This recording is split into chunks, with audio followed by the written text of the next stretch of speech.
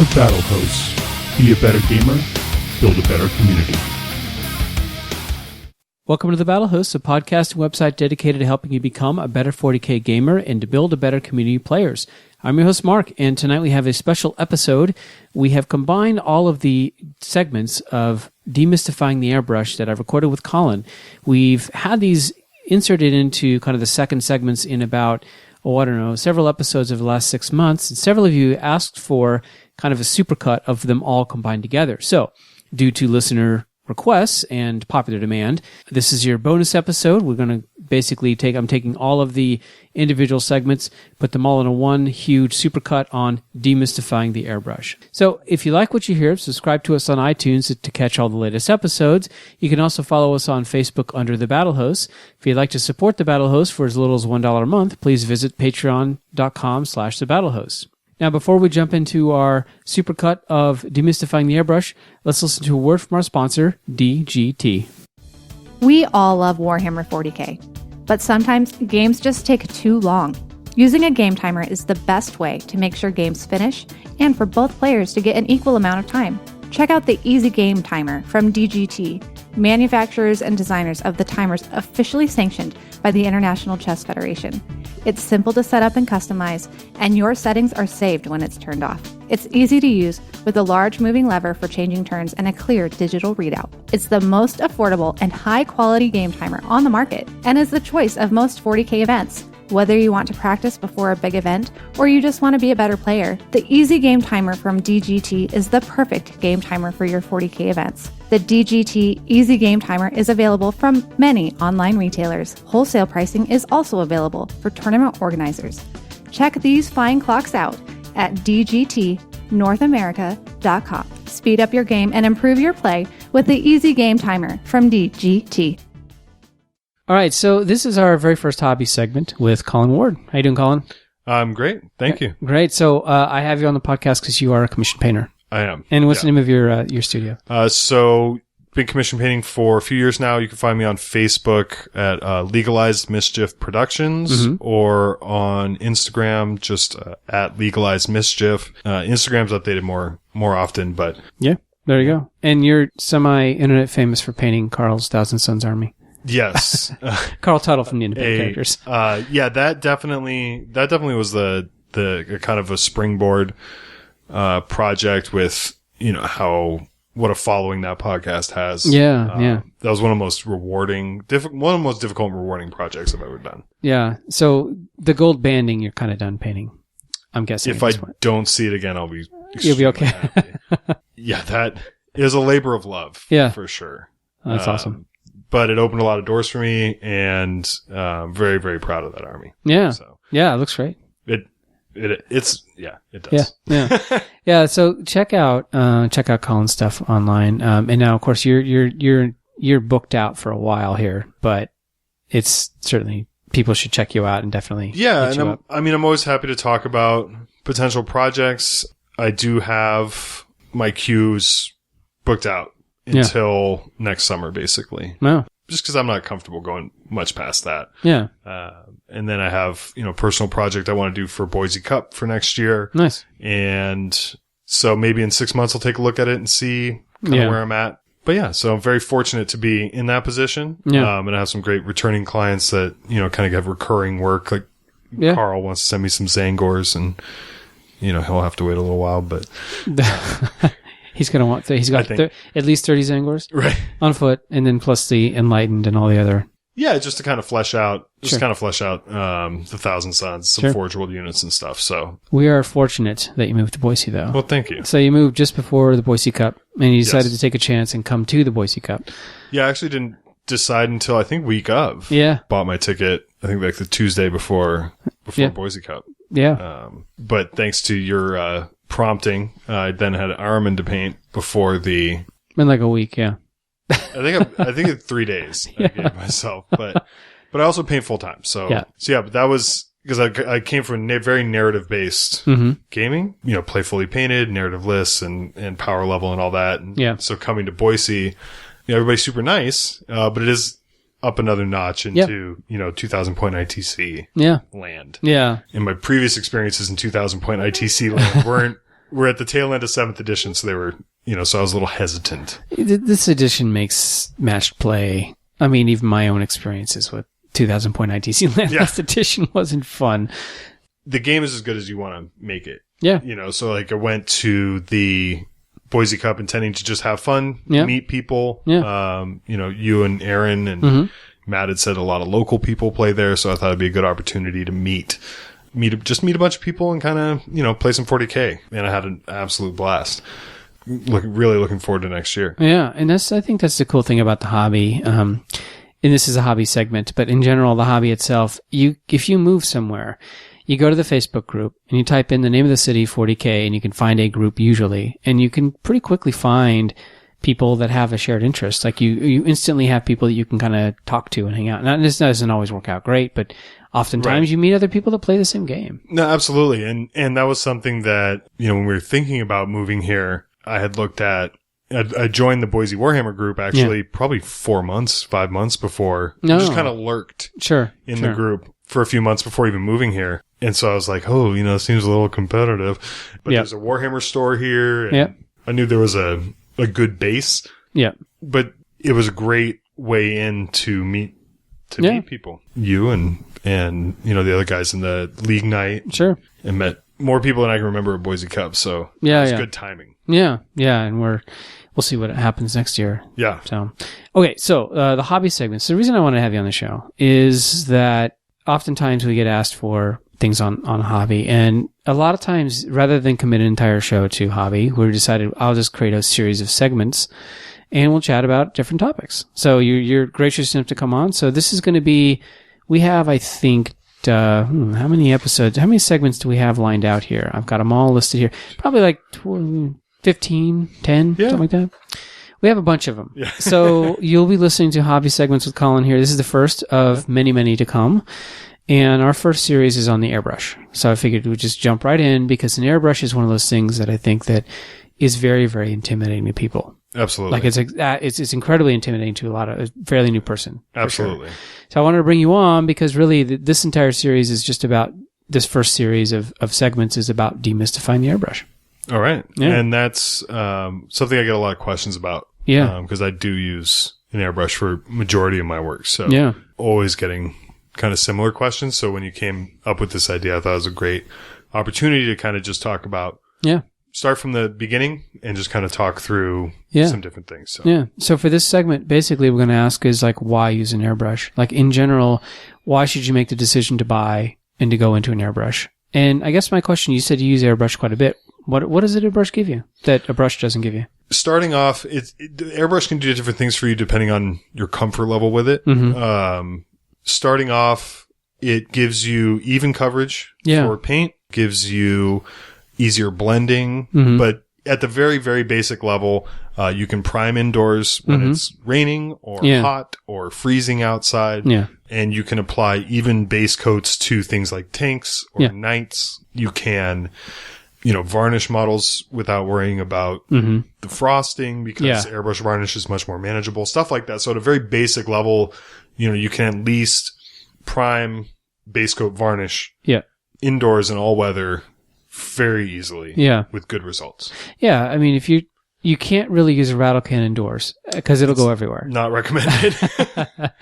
And like you said, I mean, even if all you did was spray a single color on a model, like large flat surfaces, trying to use a brush on a large flat surface, it's really, really hard to get it without brush strokes. Extremely. I have a good friend, Max, who actually lives in Portland, who has a gorgeous Steel Legion army. Gorgeous. Armored company. Yeah. All painted by hand. But it takes him forever to paint a Chimera. Yeah. It looks, his army's amazing. But part of you just like, just give me that model. Be like, hey, I could paint all 12 of your Chimeras in the time it took you to paint one.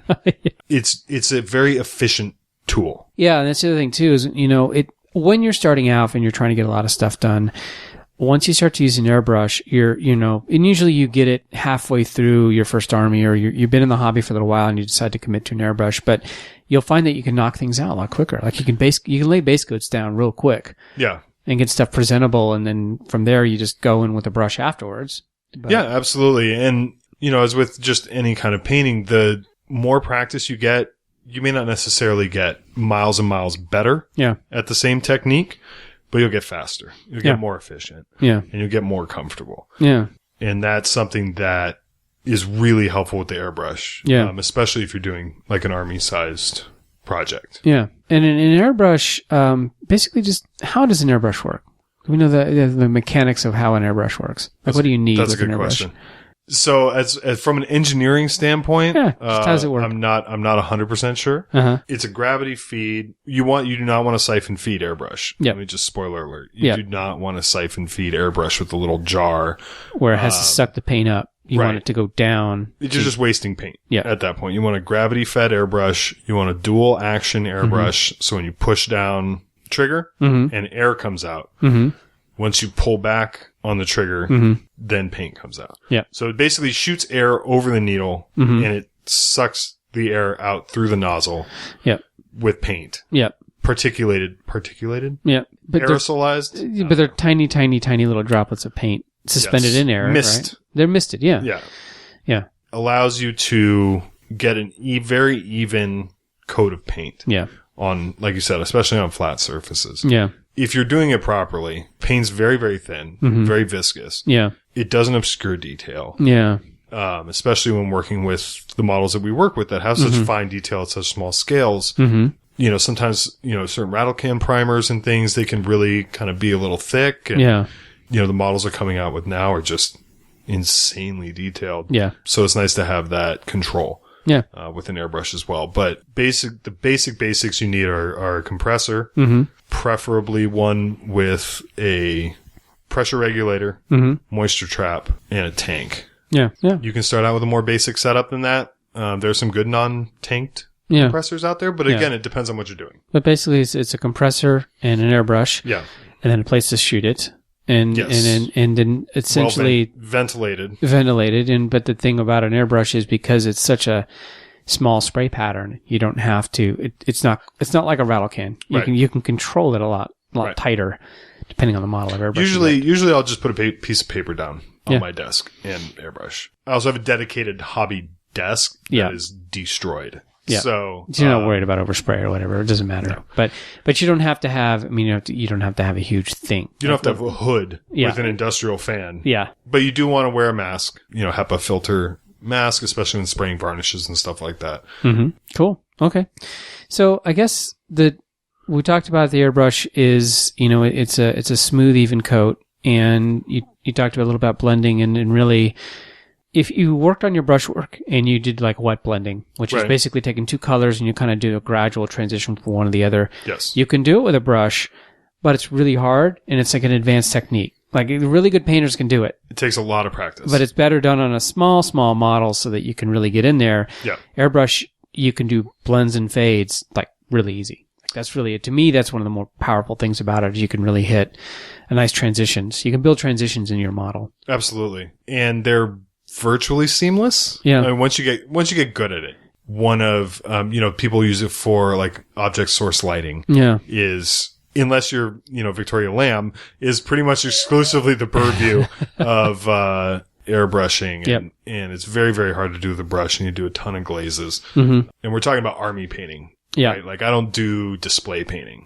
I do army painting. Airbrush can certainly be used for that as well. But Andy Wardle's not airbrushing, stuff. He's mostly brushwork. And that's interesting is that in this hobby, we are army painting. We're not figure painting or diorama or, a single, like a bust or something that we're painting. We're not painting a single figure to enter into a competition. We're trying to get lots of stuff. And they'll still do maybe base coats with an airbrush. But then they go in and refine with the brush and spend 200 hours on a bust. It looks unbelievable. But you're not going to do that for an army. And it's not unless you're Andy Wardle. And I'll never forget, this is digress, but I'll never forget the pictures of him he made the Calgar with the honor guard that won the Slayer sword at Forge World Open Day, and then played with them in 30K on the Warhammer World tables. I don't know if I'd want to play with those models. And that's, I'm like, okay, well, I'm going to leave my unit over here, but it's in close combat with your unit. On the other side of the table because I don't want to poke your Your guy. Do you have stunt models you can use to set in for these guys? But that's a good point, though. Airbrush is great for army painting, and it's basically meant to. It's quicker, it's faster. The thing is, though, it is intimidating, and I think we talked before we started, is that a lot of people they'll set it up for the first time, they'll fire it, put some colors in it, they'll get it to work, and it clogs up, and then they're all done. Well, and this is, exactly. And this is something that I'm very passionate about, is kind of demystifying the airbrush. Yeah. It's a tool. It is a brush. Yeah. It is not a magic potion. No. It's not a genie. Yeah. It's not going to all of a sudden you're going to know color theory. Yeah. Because you bought an airbrush. Yeah. It's like any other tool that you purchase to hobby with. Yeah. I could purchase a set of silicone sculpting chisels. That doesn't mean I'll be able to work with green stuff tomorrow. I'm hopeless when it comes to green stuff. Absolutely hopeless. Yep. If I use them a bunch, I could probably eventually figure it out. If I use them a bunch and ask people for help, I could probably figure it out a lot faster. Yeah. You're not going to get golden demon results just because you used an airbrush. It does make it easier. Yeah. Once you figure out how to use it, how to maximize what it does. You can get lost in YouTube. Yeah. With all the airbrush tutorials there are. Oh, yeah. And there are things that, like, I don't use an airbrush to paint faces. Like, you're crazy. Yeah. Like, oh, yeah. Not Angel Heraldez. Yeah. Could I learn how to do that? Probably. Yeah. Is it better just for me to spend 15 minutes doing it with a brush? Yeah. Sure. Yeah. So it's not a cure-all. Yeah. For painting. Yeah. If you don't know how to approach painting a model or painting an army or having a cohesive scheme across an army. Yeah. Just painting that army with an airbrush isn't going to make all that happen. Yeah.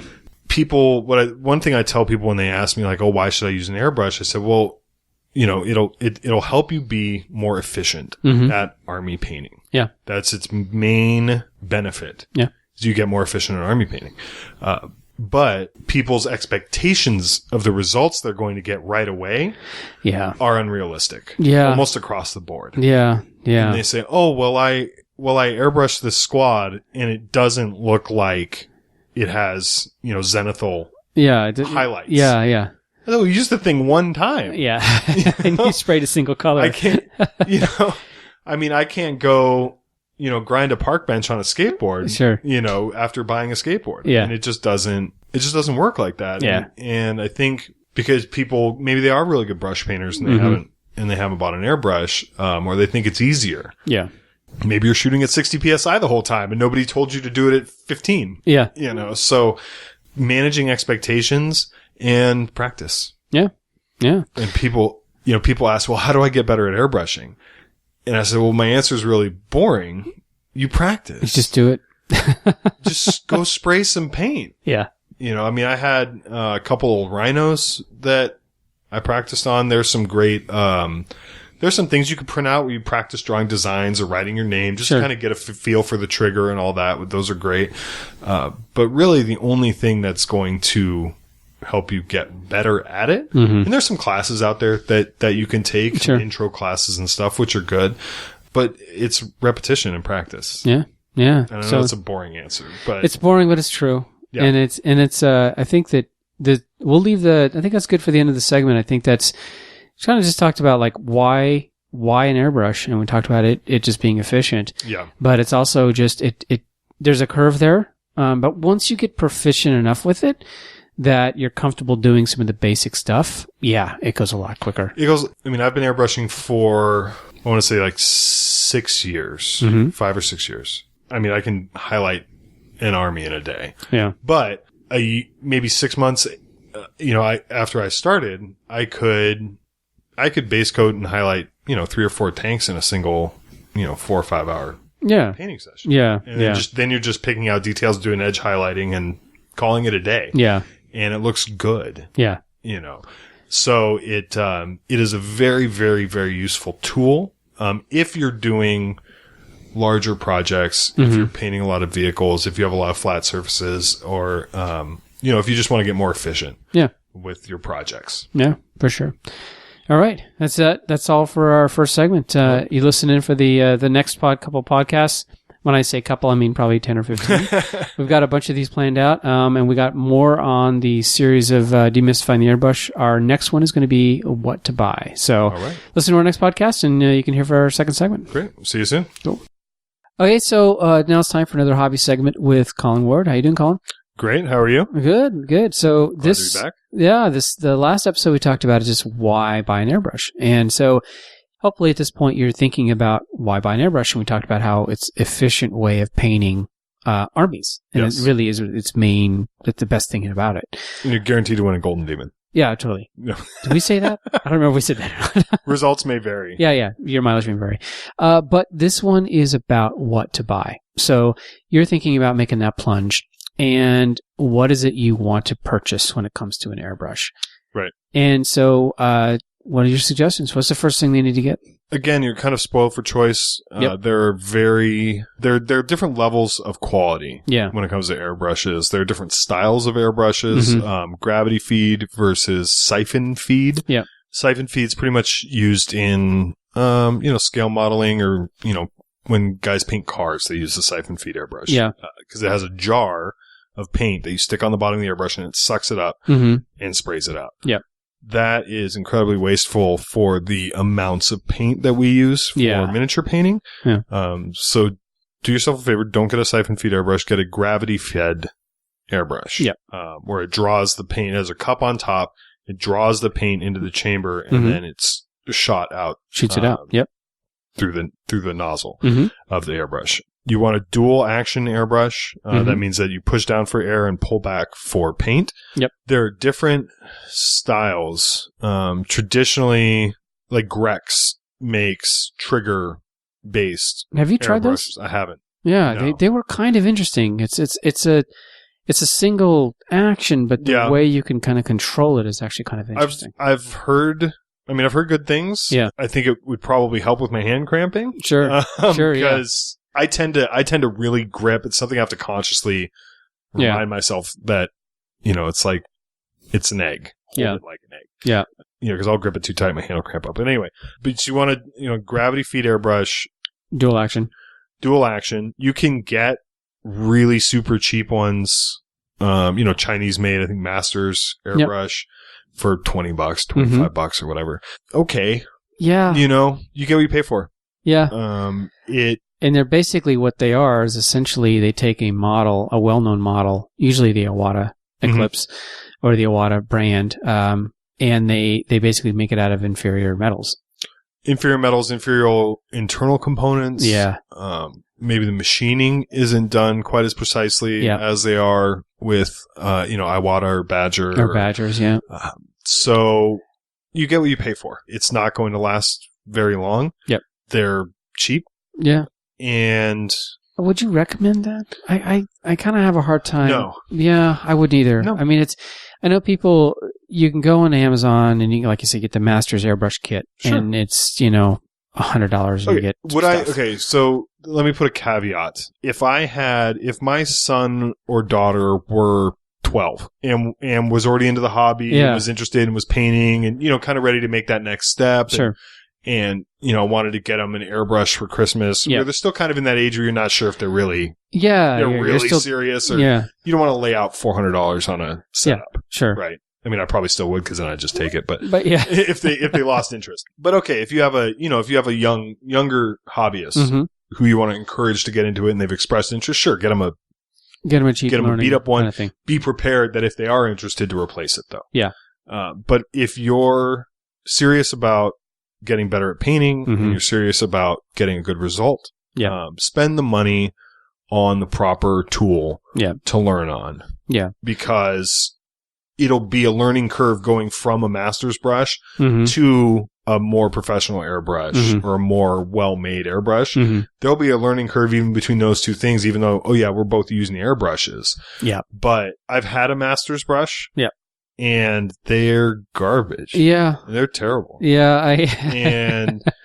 I know someone locally that had one and dropped it, and then it just broke. And I said, what do you mean it broke? How does it break? It just broke. I'm like, what? Like the welds are so bad. And they showed me, and I'm like, it it broke. Which is hard to do. It's really hard to do. But, you get that if, it's either not spraying any paint or it's a fire hose or, the replacement part isn't machined exactly properly. Yeah. So you end up, and it ends up being, I found it was more time consuming spending cleaning it and looking after it and everything than it was, the extra $70, $50 to get a proper airbrush. Yeah, and so the two brands we've talked about, well, the third was Grex, which is interesting. They're the green airbrushes, and they have kind of a cool dual trigger action, which is kind of slick. Yeah, but I'd try them out if I didn't already have my system. Yeah, they're kind of spendy, but the two major ones you hear online. So if you go in a Facebook group and say, what kind of airbrush should I get? You're going to have two types of people. And you're going to say there's people that think the Iwata, right? And there's others that say the Badger. Right. And I think really they're both good. They are. I don't even know. I mean, you could choose one or the other, but they're both really good. Really, I think it's just whichever one you tried first. Yeah. Is which the one you end up kind of going with. Yeah. I haven't really done a side by side with a Badger versus an Iwata. I think they're both good quality. It's funny, they have very similar product lines. Mm-hmm. So they both have an entry level brush. They both have a medium kind of skill brush. They both have a high-end brush or two. They're all pretty good. Yeah. I couldn't tell you the benefits of one. Oh, the Iwatas kind of have a sleeker look. Yeah. Design-wise. They just have a different kind of set of components. I own both. Okay. And so the Iwata Eclipse is, to me, I think that's, if you're going to get an Iwata, you get the Iwata Eclipse. Right. If you're going to get a Badger, there's a couple different, but there's the Patriot is pretty much the basic workhorse airbrush. It's a Toyota Corolla of airbrushes. Yeah. Yeah. It's a donkey. You can, Brian's, you can spray a ham sandwich through that thing. Yeah. I mean, it just, it's like a Russian fighter plane. It has like 3 moving parts. Yeah. And none of them break. Yeah. Yeah, and those two airbrushes between a Badger Patriot or an Iwata Eclipse, I think those are the perfect starting, and they'll set you back. Iwata's a little more expensive, but they're both under $100. Yeah, I am very hard on my airbrushes, and I airbrush a lot, so I have to replace them every couple years. Yeah, but you can find a Badger. I can usually find a Badger Patriot on Amazon for about $72. Yeah, with a needle. Yeah. The thing I like about the Patriot is you can buy what's called a super detail conversion kit, which has a smaller needle and nozzle, but it fits into the Badger body. That's nice. So you can have you don't have a to base get a whole coat brush and a detail brush in one without, it's not like the Chrome where these tiny little nozzles that you drop on the carpet and it's gone. Yeah, I have a Chrome and it's ridiculous. I like the needle is so. Stick to the Patriot or the Eclipse, I think, as a beginning airbrush. They're very good. And then their top end ones, I know the Iwata has the Neo. Yep. That has a smaller needle, which we'll talk about in a bit. But moving to higher end airbrushes are great, but either one of those should last you for quite. They're perfect. Yeah. I mean, if you clean it, maintain it, the needles you'll probably bang on the desk at some point, and bend it. But the body of the airbrush should last. But the nice thing about getting these really good high quality brushes is you can get replacement parts for them. Usually at the local hobby store. Yeah, at the local store or online or whatever, but you can get the replacement. Everything is a replaceable part, and so and it all fits perfectly. So that's the thing about it is that's the beauty of getting a decent airbrush. And one of the things I like about Badger too is they're made in the USA. They're made in Illinois, and they sell. When you buy a replacement kit, you get the needle, the nozzle, the needle guard, all in the same. It's about $16. Yeah. So you just replace everything. Like if you bend a needle, okay, I'll replace a nozzle too. Why not? Yeah. Because I'm buying it. Sure. It's just a one stop shop.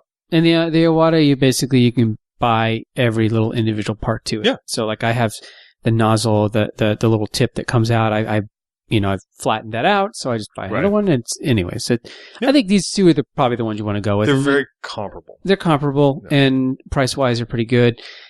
I think whatever works best for you, and you decide to go with. I think either one is good. Next is a compressor.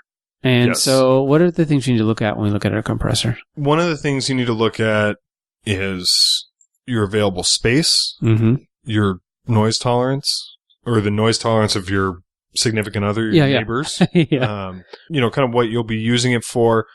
if you're in an apartment, because they do vibrate. I mean, they're an air compressor. Mm-hmm. You know, you think about, you know, turning on a compressor in a auto shop or something. It's the same, or, you know, at the bounce house. Yeah. You know, it's the same deal, just smaller. Yeah. Although I've seen some guys go to Harbor Freight and roll out with a, you know, 20-gallon Yeah, you don't need compressor. that. I don't need too much. You don't need to do that. If you're in an apartment, you know, Carl lent me my airbrush, you know, crapped out, or my compressor died after, you know, 5 years or whatever. Mm-hmm. And so Carl lent me, he had a tabletop compressor. Yeah. No tank. Mm-hmm. I think it was Iwata. Yeah. And very, very quiet. Mm-hmm. The downside to not having a tank is there's a very slight, almost stutter to the airflow as the pistons go up and down.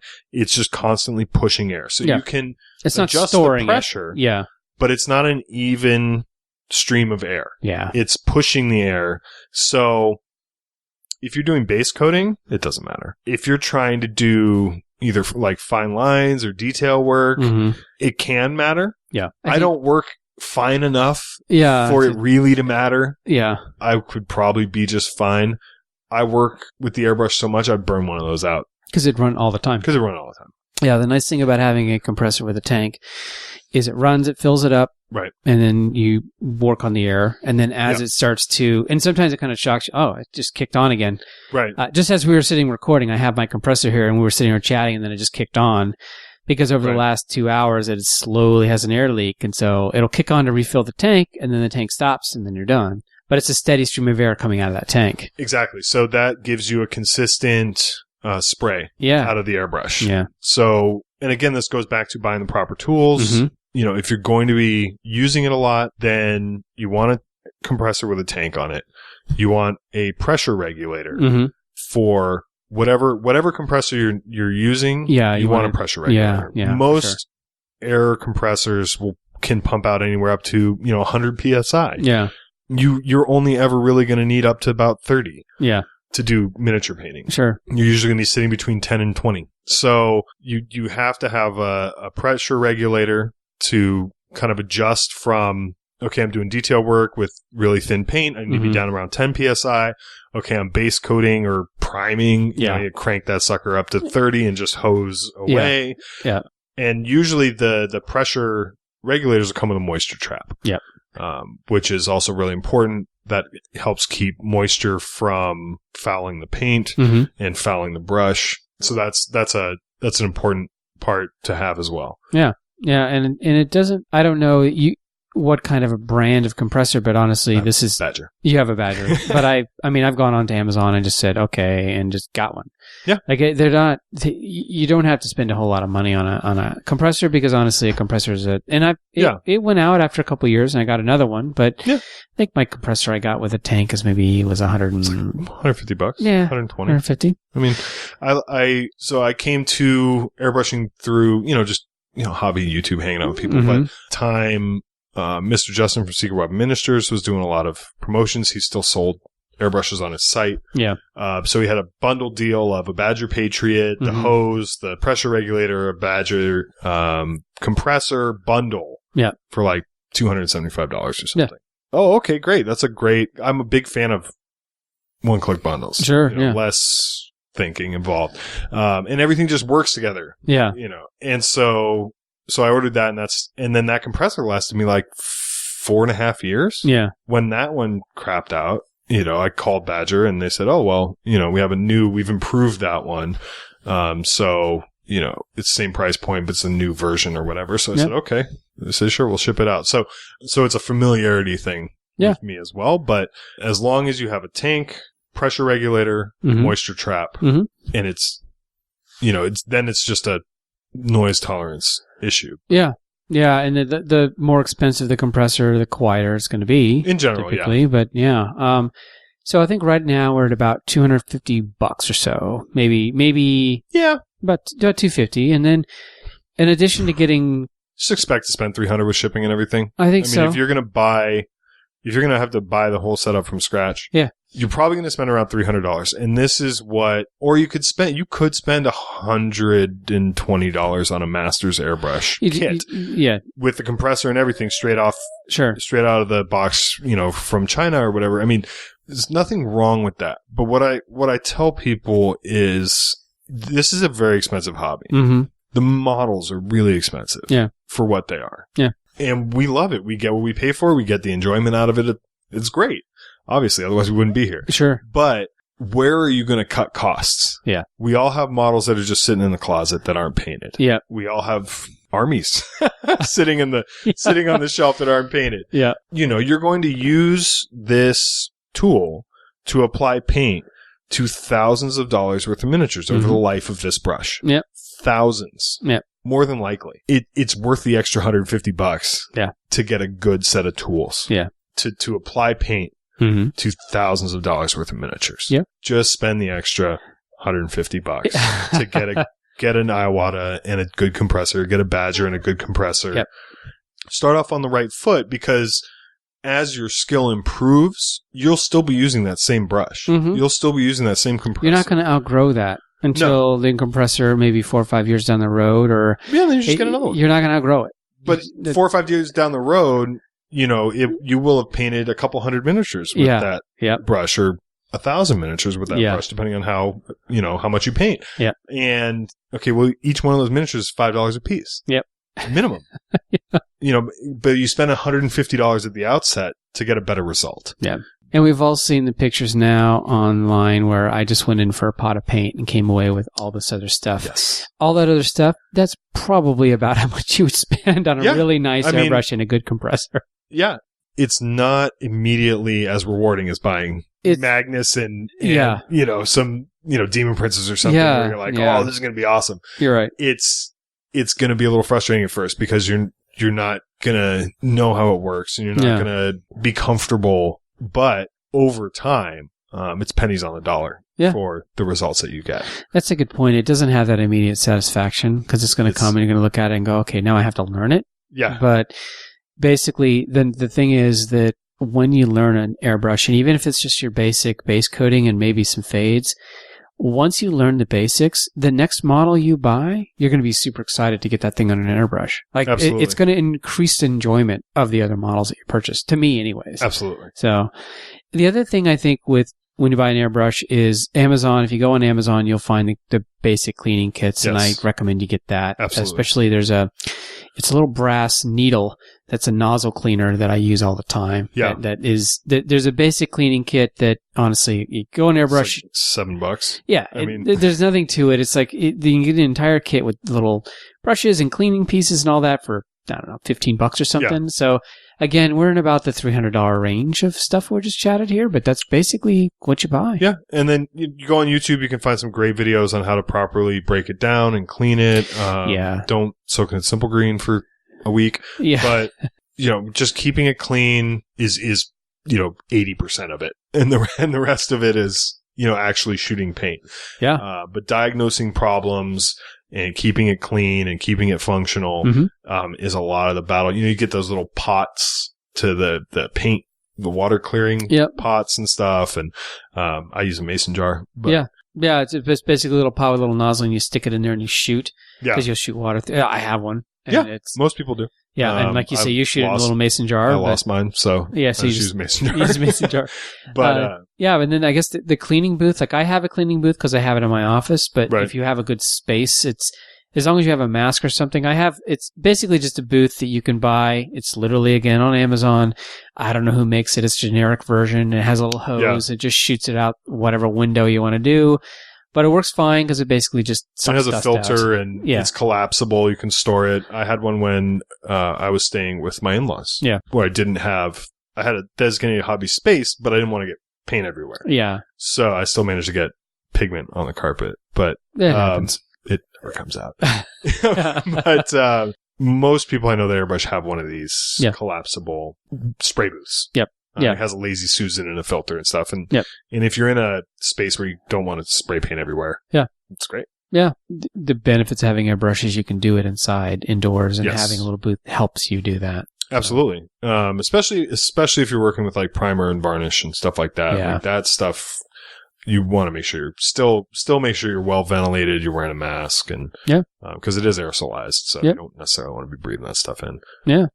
So that's it for what to buy. And I'll post in the show notes about some links and things of the different manufacturers. But hopefully we made a case to just, if you're going to do it. Yes. You're going to spend about $300 and just learn with it, because know that you won't outgrow those tools for a long, long time, and you'll get a lot of mileage out of them. You'll enjoy painting when you're good at, and you developed enough skill with an airbrush. If you're halfway decent, you don't even have to be that great. I'm not that great, but you just know a couple techniques, and a couple colors, and there you go. So our next segment is we'll talk more about the airbrush, and basically we'll talk about getting started with an airbrush. That's our next segment. So stay tuned for our next podcast when we finish that. So thanks a lot, Colin. Thank you. Bye. See you soon. All right, so this is another hobby segment with Colin Ward from Legalized Mischief Productions. How you doing, Colin? Fantastic. How are you? Good. So last time we left off, we chatted about getting an airbrush, and if you listen to our advice, you have spent about $300 to get a decent airbrush, a compressor with a tank, and maybe some cleaning tools, and then maybe a hood, like a airbrush booth, some sort of ventilation, some way to ventilate it. Yeah. So the next step is you get all this stuff, and it all arrives at your doorstep from wherever you ordered it. And how do you get started? Hopefully you figured out how to plug in these things, and you have a well-ventilated area. Sounds like some IT experience there. Yeah. So you figured out. Yeah, it's plugged into the wall. Yeah. There's a little switch, turn it on. So we're not going to go through the host connections and all that. So hopefully you figure all that out. Although, do be mindful that different companies' hoses have different sizes. So like an Iwata hose is a different size than a Badger hose. So make sure you check, because when I first got my airbrush, the male part on the compressor didn't match my hose, and I was like so excited to get it, and then I couldn't find a connector for like another 2 days. I had to order it on Amazon or something. Oh yeah, they are different. That's kind of So you may have to make a quick run down to your local store. Yeah, I mean Home Depot. Has all kinds of stuff. So. Yeah. But I guess the first thing that I did was once I started, I got it all kind of set up. First of all, let's talk about PSI. Yes. If you bought a tank that has an adjustable PSI, a little knob you turn up or down to increase or decrease, what are you normally setting your PSI at? I usually sit between probably like 12 and 18 PSI for just painting. For priming, because primers tend to be a little thicker. Yeah. Varnish certainly is thicker. Yeah. I'll crank it up to 30 to just blow that through the airbrush. For just painting, I usually sit about 15 PSI. What about so painting is usually a certain kind of thickness. It's thicker than water. But what about like washes or glazes or something really, really watery? Maybe 8 to 10. Okay. But then it's tough, because then it tends to, it just behaves differently. Yeah. Through the brush, it tends to dry out. Yeah. Through the brush. Because it's not pushing as much air, so it's not... Right, it's not pushing as much air, and it's not really as active. You're usually, when you're working that low PSI, you're usually going a lot slower. Yeah. So you have to wipe the tip a little more. Mm-hmm. But if you try and spray inks and stuff in a smaller area at 20 PSI, you're going to have a bad time. Yeah. You're going to get spider webbing. You're going to get a whole lot of ink in places you don't want it. Yeah. Depending on, I guess, the viscosity. Sure. You'd adjust your PSI. Like if you're doing a final little, the highest highlight on the top of a Marine helmet, or the top of a shoulder pad, or like an Eldar Guardian helmet or something, you're going to thin down your paint further and work at a lower PSI. Yeah. If you're doing base coats and stuff, it's not going to be as thin because you want good coverage, but you can crank it up to 15, 18 PSI and just psh. All right. So really between 12 and 18 to start with. I think most people probably are going to do base coating for their first airbrush run. So 12 to 15. Let's just assume that that's probably the first thing you're going to want to do. And then, you've also taken our advice, and you have a gravity feed. So you have a little cup in the top, and you have a dual action. So you push for the air, which basically the farther down you push, the more air shoots through it, and then you pull back for the paint. So that's why it's called dual action. Yeah. And at first, I mean, I don't know, I was pretty clumsy with it. I basically just pushed it all the way and cranked it all the back, and it just shoots all the paint through it as quick as possible. Absolutely. But basically, over time, you'll kind of get used to being able to kind of feather that a little bit. But yeah, and it does take some touch to get used to, because they do behave differently, different viscosity, different PSI. So that's part of growing with the airbrush and learning, kind of getting that feel, which you won't necessarily have when you first start, which is why it's good to practice. Yeah. So I guess the first thing that I did was I just filled a cup up with water, and I don't think we talked about it, but I have like a little. Do you have a squeezy bottle just to put? Yeah. Yeah. I use it's the same bottle like tattoo artists use. Yeah. It has a little spout on little it. plastic like elbow L-shaped spout. Yeah. I think scientists use it for stuff. Yeah. But that thing is perfect because you can just you can squeeze the water in, and sometimes it like to clean it, you can kind of squeeze it to kind of push the paint out of the cup. And it can get some good pressure going, and they're cheap and they're reusable and they're great. Yeah, and I've had the same one. So basically I shoot water through it first, and just to test it out to make sure, okay, this is the way the flow works. Right. And that's really the first thing most of us are going to do, is just to shoot water, just to make sure it is working the way you want to work it. I shoot water. I really, when I sit down to use my airbrush, that I shoot some water through it just to kind of get things moving, but also just to make sure everything's the air's flowing how it should. Yeah. The needle's clear, the cup is clear, because I don't disassemble my airbrush after every session. Yeah. So that first kind of test is just a good habit to get into, to just kind of make sure everything's working and everything's how it should be. Yeah. Now there's and something else I do is I have a test model, because I find that when I first started online, they said, okay, take a paper towel and kind of just shoot through a paper towel. But I find that isn't really how the paint acts, because the towel just absorbs it. I like the hard plastic, because that's what it's going to be like when it hits a model. And it's very, very different. Yeah. So I have an old Rhino that is just junked out glue thing, and it's probably got, I don't know how many coats of paint on it, but basically the Rhino is my test model, and it just works. It always is my trusty model, like sort of the side that I'll grab it, and once I have a new color or I'm going to start something new, I always hit that first. Yeah, and it's great to, I used to have a Rhino, and then it got pressed into service for something. Now I use the plastic contemptor that came with the Betrayal of Calth. Those terrible. Awful model. Terrible model. Really, really terrible. But I use it for color tests. Yeah. I use it for, like you said, trying out new paints to see how, and it's great to just have off to the side, like you said, because it lowers the pressure, right? Like if you're starting airbrushing and you sit down and you have your maybe gray army, maybe there's some models kind of painted, but you're going to redo them. And now you're like, okay, I have to nail this. Yeah. Otherwise I'm going to screw up my army. Yeah. And that's a lot of pressure, and it's scary. And it actually stops a lot of people from even trying to do it, because they don't want to mess it up. Yep. Because that first shot through the airbrush, if it's over a model that you want, you'll care about. Paint's going everywhere. And and it's a little bit, it is intimidating at first. Oh, absolutely. So really, I think the first thing is just base coat some models. Just put some paint down. And it's not unlike a brush, right? You don't have to, don't put so much paint that it covers completely depending on the color. I mean, you can give it just a layer it, basically. The thing about airbrushing, you don't necessarily want the paint to cover the first coat. Yeah. Depending on what color it is, you can go back. Yeah. It dries really fast. Yeah. It doesn't obscure detail. You can put 7-8 coats of airbrush paint over a Space Marine and not lose the divots in the Aquila on his chest. I mean, it's one of the wonderful things about airbrushing is that you can go back and fix mistakes and not lose detail. Yeah. So if you think if it's watery, that's not really going to work. But if you're not getting the kind of color saturation that you want the first time around, just let the paint dry, go back, give it a second pass. Yeah. Well, you usually get better results. One of the things that makes airbrush like blending and stuff so effective is that the paint goes on so thin that you can see the previous colors through it. Yeah. So that's why the shading and everything works, is because it's not going on thick. Yeah. So you don't just want to hose.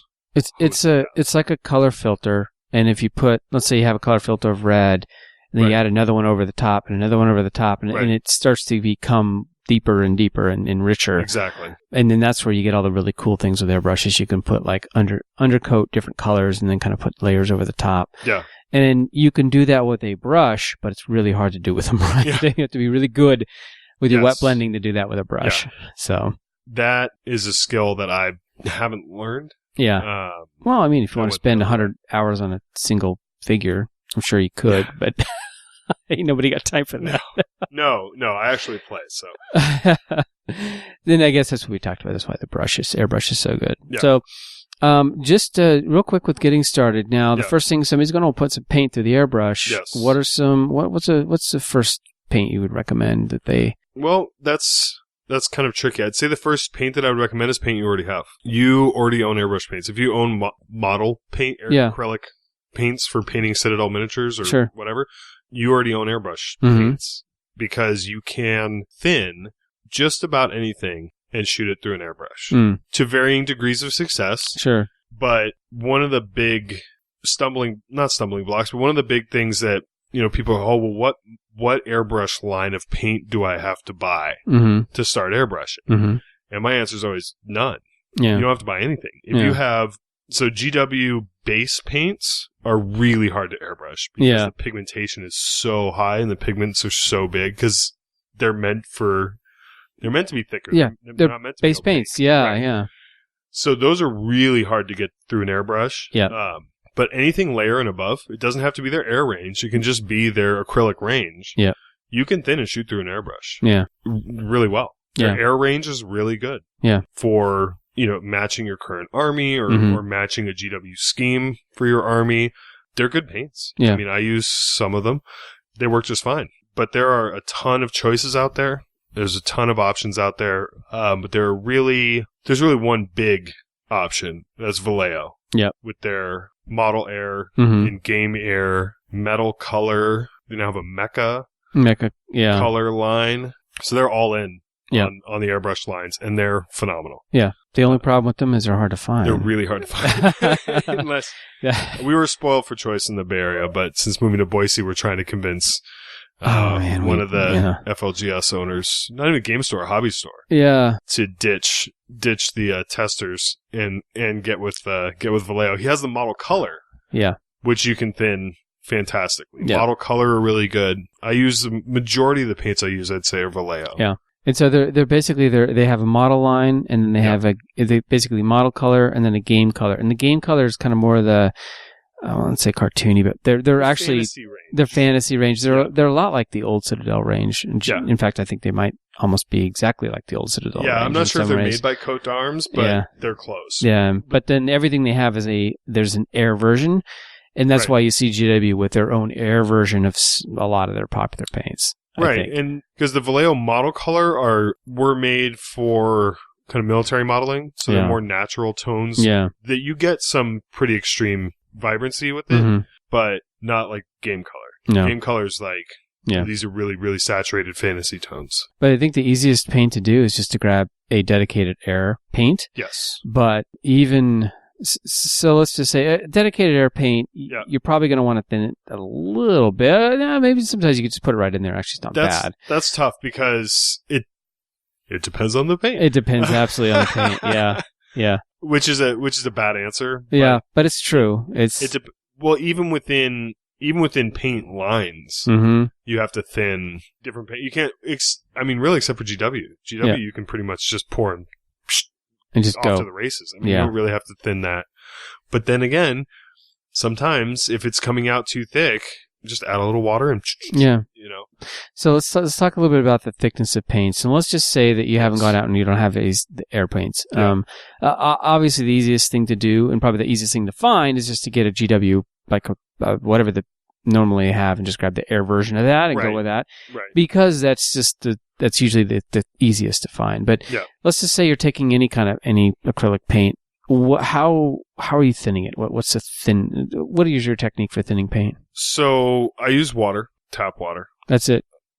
Yeah. No fancy any other stuff. No. So there are a lot of products out there that a lot of people use to great success. So there are a lot of solutions out there, formulas for drying retarder and flow improver and isopropyl alcohol, or add 2 drops of Windex. There are all these, and I'm sure that they work great for those people. It always just kind of sounded like a pain to me to try and figure out and keep track of, and different paint's going to react differently to the isopropyl alcohol and blah blah blah, and what flow improver. Now, if I do too much, then it's just just going to flow right off the model. I mean, what? So I just use water. Stick with water.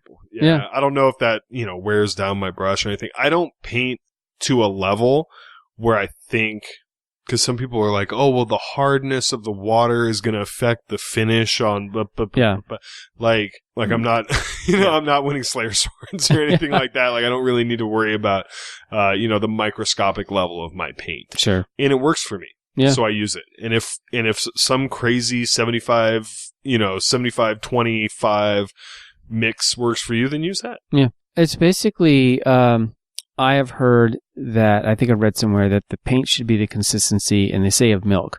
Unfortunately, though, I drink like 1% milk, which is pretty thin. So we're talking kind of... You're talking like whole milk. Whole milk, yeah. I mean, so it's important to point that out. It's a whole milk. So it's not want it to half be and half, but it's, it's not whipping cream. It's not whipped cream, yeah. You want it to be a little bit opaque. Mm-hmm. So like if you were to spread it on a palette with a brush, you'd be able to see through it. Yeah. But you don't want it to be watery. You don't want it to be really loose. I mean, unless you're doing a filter. Sure. We can talk about that later. Yeah. But just for basic, and if you're just starting out, have that test model right next to you. So when you do mix, say you've got your base coat and the base coat was successful. Yeah. All right. Feeling good. Moving on to the first, the mid-tone or the highlight. Have that base model there. Don't just abandon the base model just because you got that one coat down. When you mix a new color, go back to the base model and just spray a little bit on there and see what kind of consistency you're working with, because there's nothing worse than picking up the model and going, psh, and then all of a sudden it's covered in wet, watery paint that just flows into the recesses, and now it's a wash, and now it's like a red wash over, it's just they're dabbing it with the paper towel. And which you can do, which I have done.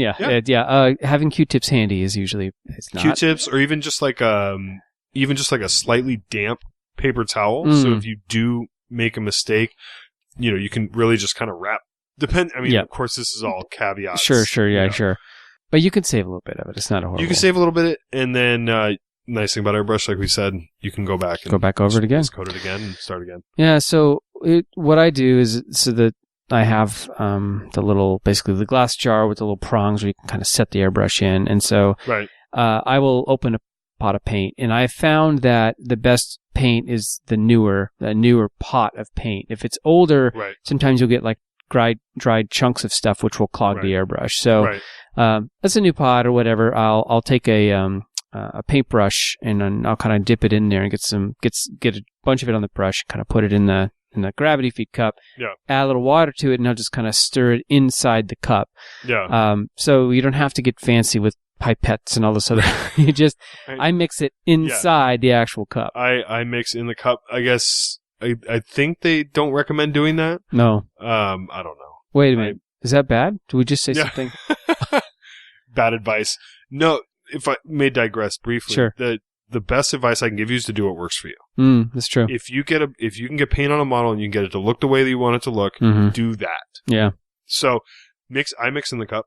I'm a water first and then paint type of guy. I've found that when I was putting the paint in first, I'd have that really thick right toward the bottom, right at the end, the needle there, yeah, right at the end. So I do water first. I don't know if it makes a difference that way, and I'm also able to see the consistency. I don't waste any paint. Yeah, like I said, most paints I use are in dropper bottles. Yeah, I put GW paints in dropper bottles because it's just easier. It's cleaner. I waste less paint. I think I used to do the whole use flow improver and water and however it works, but yeah, I guess you put a little bit of liquid in there and then you add the paint to it, you mix it. And then you can kind of tell the consistency because you can take your a brush or something and you could brush it up the side of the cup and you'll see if it's kind of the way it flows down the cup. If it's really, really watery, it'll just go straight down. If it's that or whole milk consistency, you can see through it, but it doesn't just but it immediately also holds it color. holds it just a little bit. So, and eventually you'll just know on site whether you're Yep. the right. I mean, I'll be mixing the bad thing about mixing water.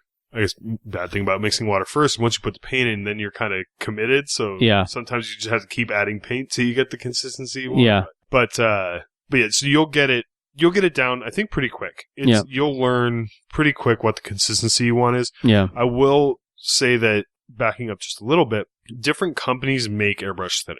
Mm-hmm. So like Vallejo makes airbrush thinner, and then some kind of more specialty obscure paints like Scale 75, which are really finicky. Do not start airbrushing with Scale 75.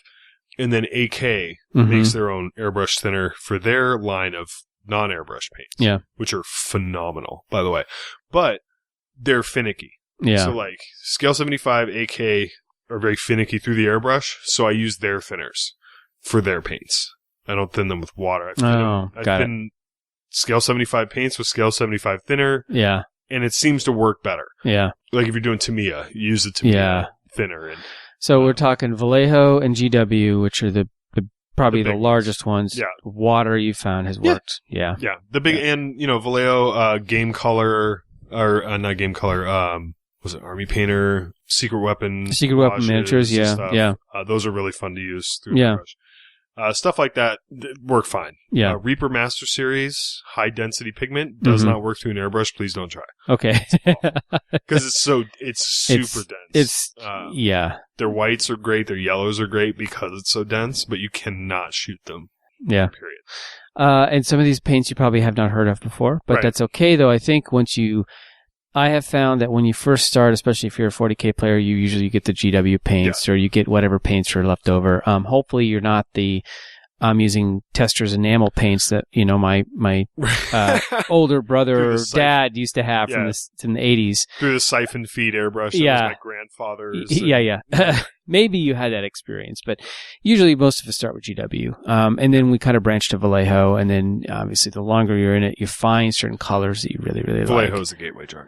It is because it takes you off the GW train a little bit, and then once you start going down that path, then you start lusting after different paint ranges. Like I think Warcolors are fascinating. They don't sell them retail, so you have to order them online. But I haven't dipped my toe into there yet. But I also, I have I don't know, I probably have 400 or 500 pots of paint at my house. Yeah. It's just crazy. Yeah. You're like, oh, it's $3. I'll just pick up one or two, and then then it just goes down the rabbit hole. But you also learn different paint ranges do different things well. Mm-hmm. So, like Army Painter, I don't use any of their acrylic paints. Mm-hmm. I love their washes. Yeah.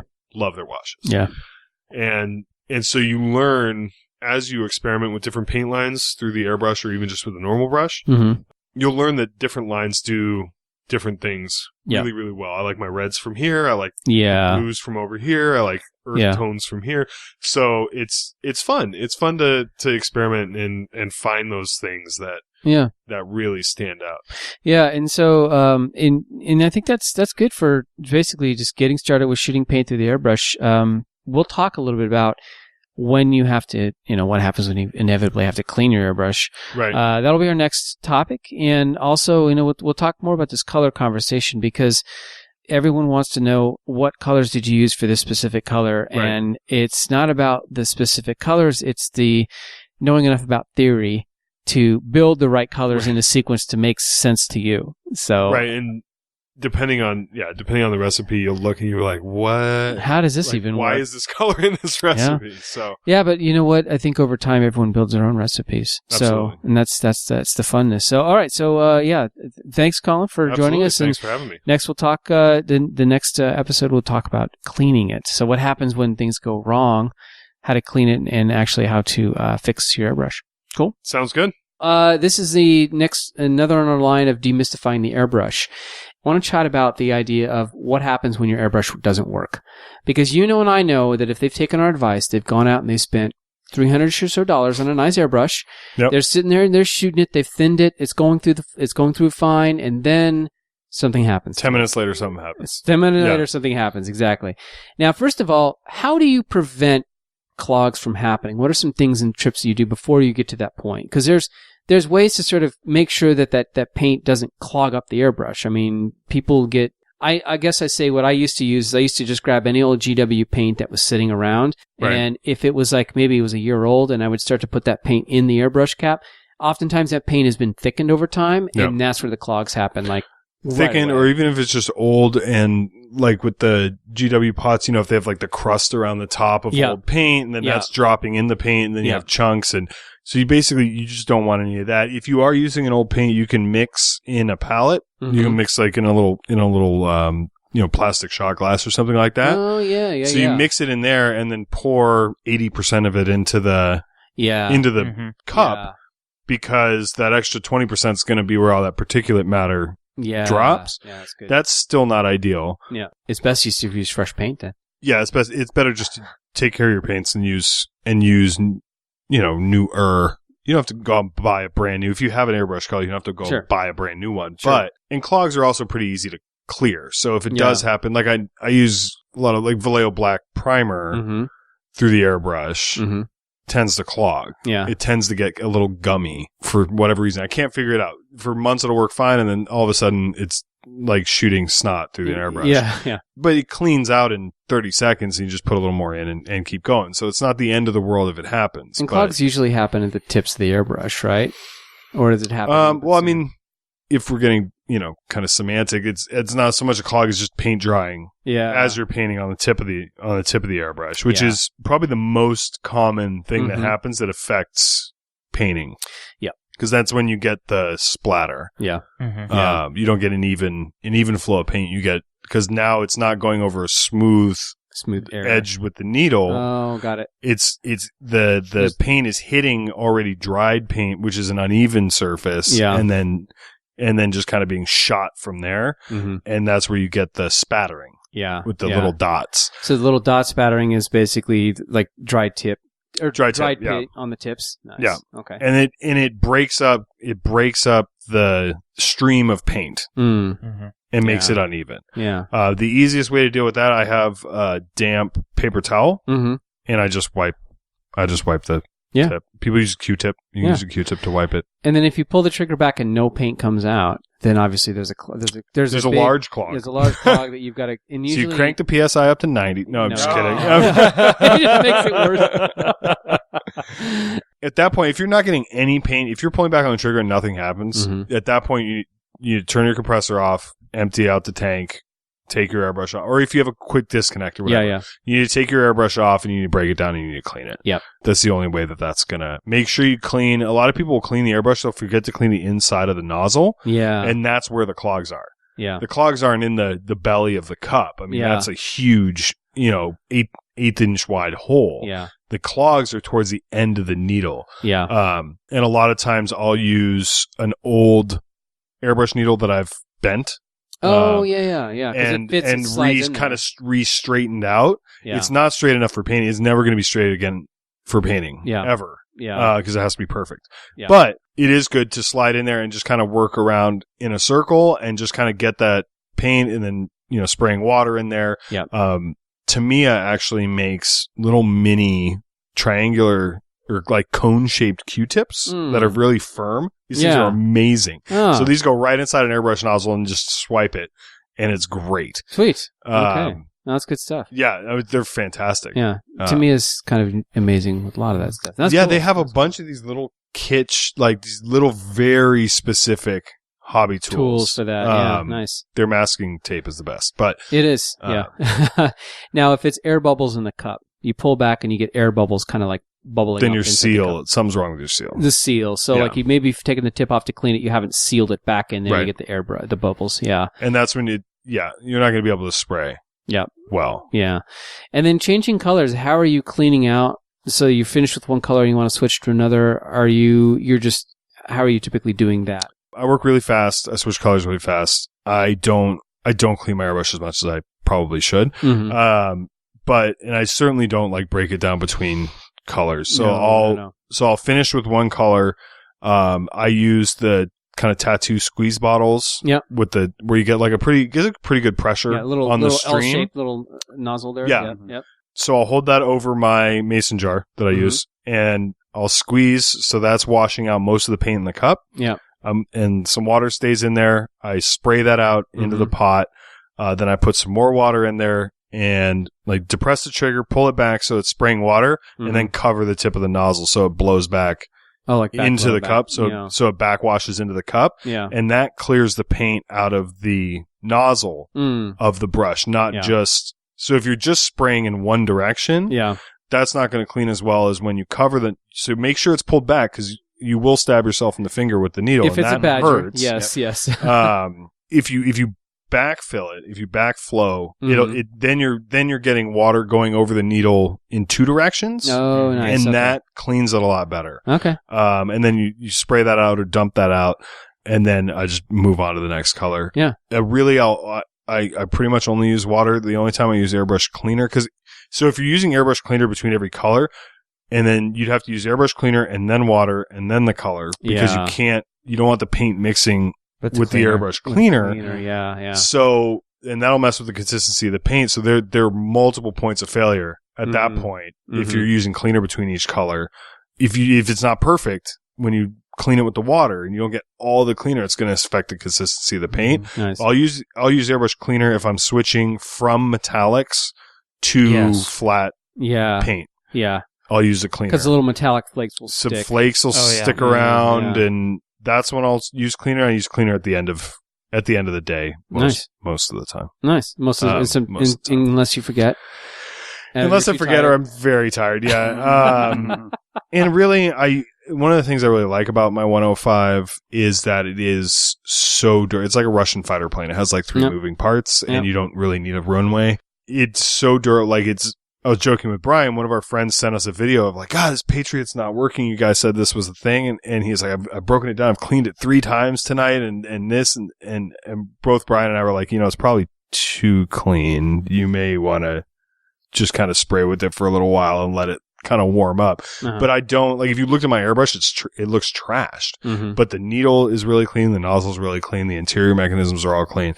But I really so when I'm doing a deep clean, is when I start to get clogs, when things really start to when it's not really working for me. When you can't clean it between sessions, Right. I'll do a deep clean every week or 2. Yeah. And, that's when I'll soak it. I use, it's a product called LA's Totally Awesome. It's a cleaning product that you get at the dollar store. Okay. And it's neon yellow.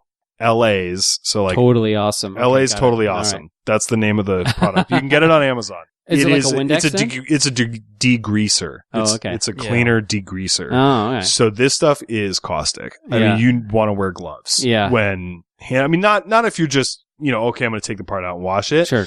But it's also good for stripping models. Oh, nice. Okay. But yeah, I'll let it soak overnight. Not the rubber parts though. Not like the O-ring and stuff you don't. The metal pieces. The metal pieces I'll let soak. It'll dry out your seals if you do that. Yep. Yeah. Oh yeah, they'll crack real quick. This stuff will take off your fingerprints if you let it. So I'll let it soak overnight, and then I have we talked about when you get started, you get the airbrush cleaning kit with the little brushes, and give it a real nice clean.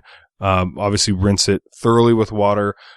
Pro tip, you want to rinse it over a strainer or something. Because I have dropped so many airbrush nozzles into my garbage disposal, I can't even tell you.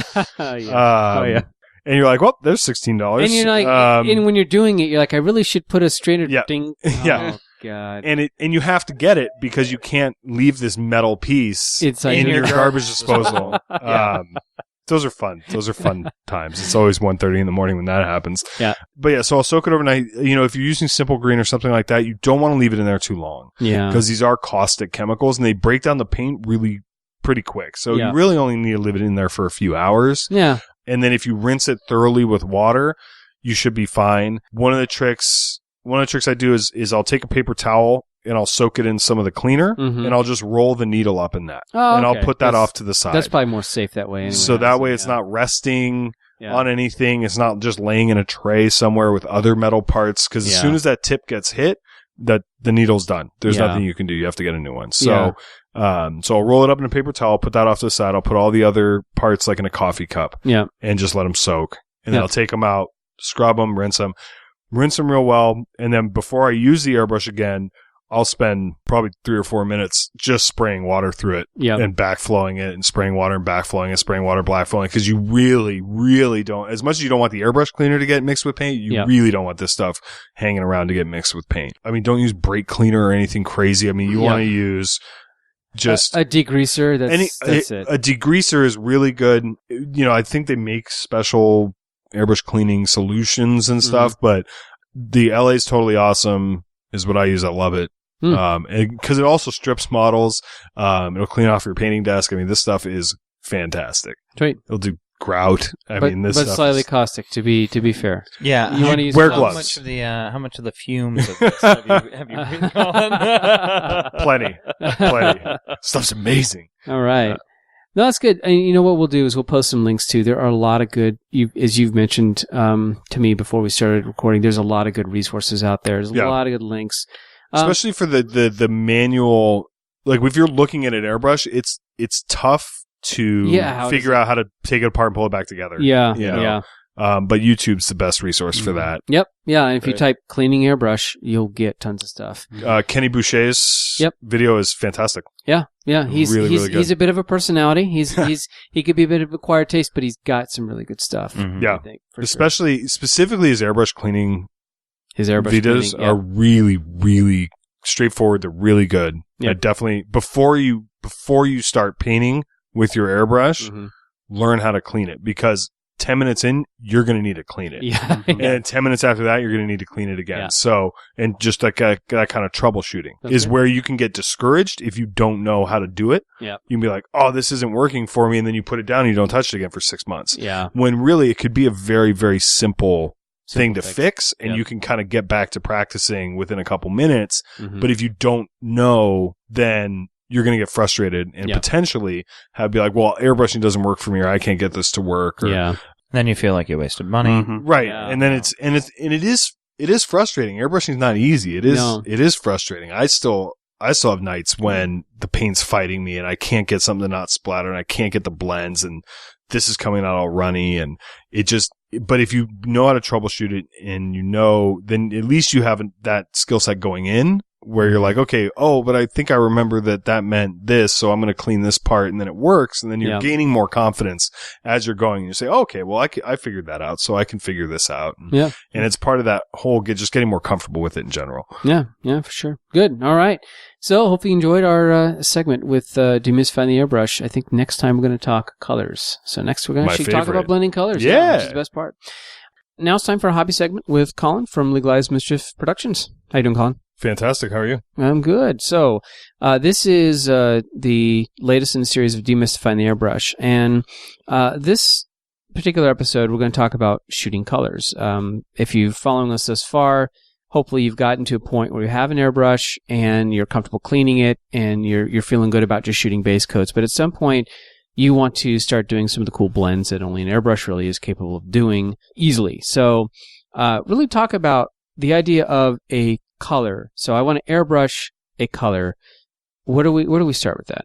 In general, I think what we're going to be talking about today is color theory, but not in like the triangle of okay, how do I pick a color scheme? Yeah. But just how different colors behave in different light, and how to achieve more rich colors than just I want this to be red, so I'm going to use a dark red. Sure. And then highlight with a light red and do a red wash, because of how paint works through the airbrush and it goes on so thin and it is a little more opaque. You're able to widen that range and get more depth of color and get more interesting colors out of it than just this is green. Yeah, and the depth is interesting because it's you kind of know it when you see it, and sometimes you can't quite put it into words. But if you just take a basic color, a single color, and you slap it on a model, versus if you have layered up to that color, there's a depth there that maybe sometimes it's even imperceptible. You just sort of know that it has some depth to it. That color feels just more real versus just a single coat of paint. Right, and it's more interesting, and it's like if you're painting a warm color and it's just really, really bright, and there's really the shadows aren't defined. Yeah. And the highlights aren't aren't necessarily super defined, then it just kind of ends up looking a little flat. Yeah. And by using different colors, then like if you're painting yellow, Mm-hmm. you know, not just shading with like a darker yellow, or something like that. There's a depth and there's a it just makes it more visually interesting. Yeah. But like you said, if you're doing the shadows properly, you're not looking at the model going, "Oh wow, look at those shadows." Yeah. You know, they just kind of it just kind of flows into what the main color is. Yeah. When you're looking at like shadows and light, there's a concept called zenithal highlighting. And so what typically there's been different definitions and you can look it up online, but what does it mean to you when you say zenithal highlighting? So when you're starting from a model when you're painting fantasy models, basically, you want what's called a universal light. Mm-hmm. So it's where the model is basically lit from above. Mm-hmm. And there isn't one side, like it's not, there isn't light just on the front of the model where the entire back of the model would be in shadow. Yeah. You see it a lot on busts and stuff like that because that's part of that artistry. Yeah. But on a tabletop game, it doesn't really translate because, you know, you want to be able to see, you want it to look good from every angle. Yeah. So zenithal light is like if you prime a model black and then you spray white down on the front of the model. Yeah. Directly from the top. Yeah. You will see where the highest light is on that model. And that's at the zenith of the model. And that's what they call it zenithal highlighting, because that's the zenith of the light is right above the model. And that is really helpful to kind of map out where your highlights are going to be and kind of learn where those are going to be before you even start applying the colors to the model. Yeah. You can look and see, you know, something I did a lot before I kind of learned about, you know, where I can look at a model and I can see kind of where the light's going to fall. Yeah. But just starting out, it's a really helpful technique. You know, you're probably at like 70-degree angle. Oh, 70. A pretty sharp angle on the front and the back because you want that universal light. Yeah. So the model's going to look good from every angle. Yeah. But you'll see, it'll show you really, really well where you want to put your light. One of the biggest mistakes I think people make, it's not a mistake, but it's part of the learning process. But one of the things that make models look unnatural is that, you know, there's a highlighting on the edge of every panel. Yeah. Well, light doesn't hit the edge of every panel. Yeah. It hits the top edge and like half the side edges, and then it goes into shadow. Yeah. Especially on vehicles and stuff, the vehicles just painted one color. And even if there's, you know, even if you see like a shadow, then you highlight the whole panel. Yeah. Well, you kind of killed the shadow then, because now you're projecting light around the entire panel, but part of the panel's in shadow, and it just kind of ends up looking unnatural. So zenithal highlighting really helps to give you that visual before you even start putting paint on it. You can learn. You see where the shadows kind of naturally fall. Yeah, and for me, when I was starting to learn about this stuff, you know, there's YouTube, and I follow, you know, much more accomplished painters than myself and crib from them. There are a couple books that are really, really helpful. The most helpful when it comes to light and color is a book called Figopedia. Figopedia. Which is by Jeremy Benamou-Tabul. If you remember, he made the Harlequin Wraith Lord with the flute, with like the musical notes coming off it. Okay. Like that was 15 years ago, probably 10 years ago. Really, really, really outstanding miniature painter and sculptor. And he does more publication and sculpting stuff now. Yeah. But it's a book that's just color and light. It's not a book on how to paint miniatures. Yeah. It's just a book on how to think about color, how to think about light. There's a ton of examples. It's beautiful. It's a beautifully laid out book, very well produced. I'll send you a link for that. We'll put a link in the show notes. Yeah. So that book is amazing, just to get that kind of, just to start thinking about it, because he goes over universal light, but then he also goes over object source light and stuff like that, where you can really kind of fall into a trap. Yeah. Where you get crazy with lighting, and then the model just tends to look weird, or it just doesn't look natural. Yeah. So really the idea of a miniature is that the light is hitting essentially from the very top down, so that no matter if you look at the front, side, or back, it has the same. It looks good. It's being lit. It's kind of artificial, really weird, right? Yeah. So universal light is more like the miniature standing in a well lit room. Yeah.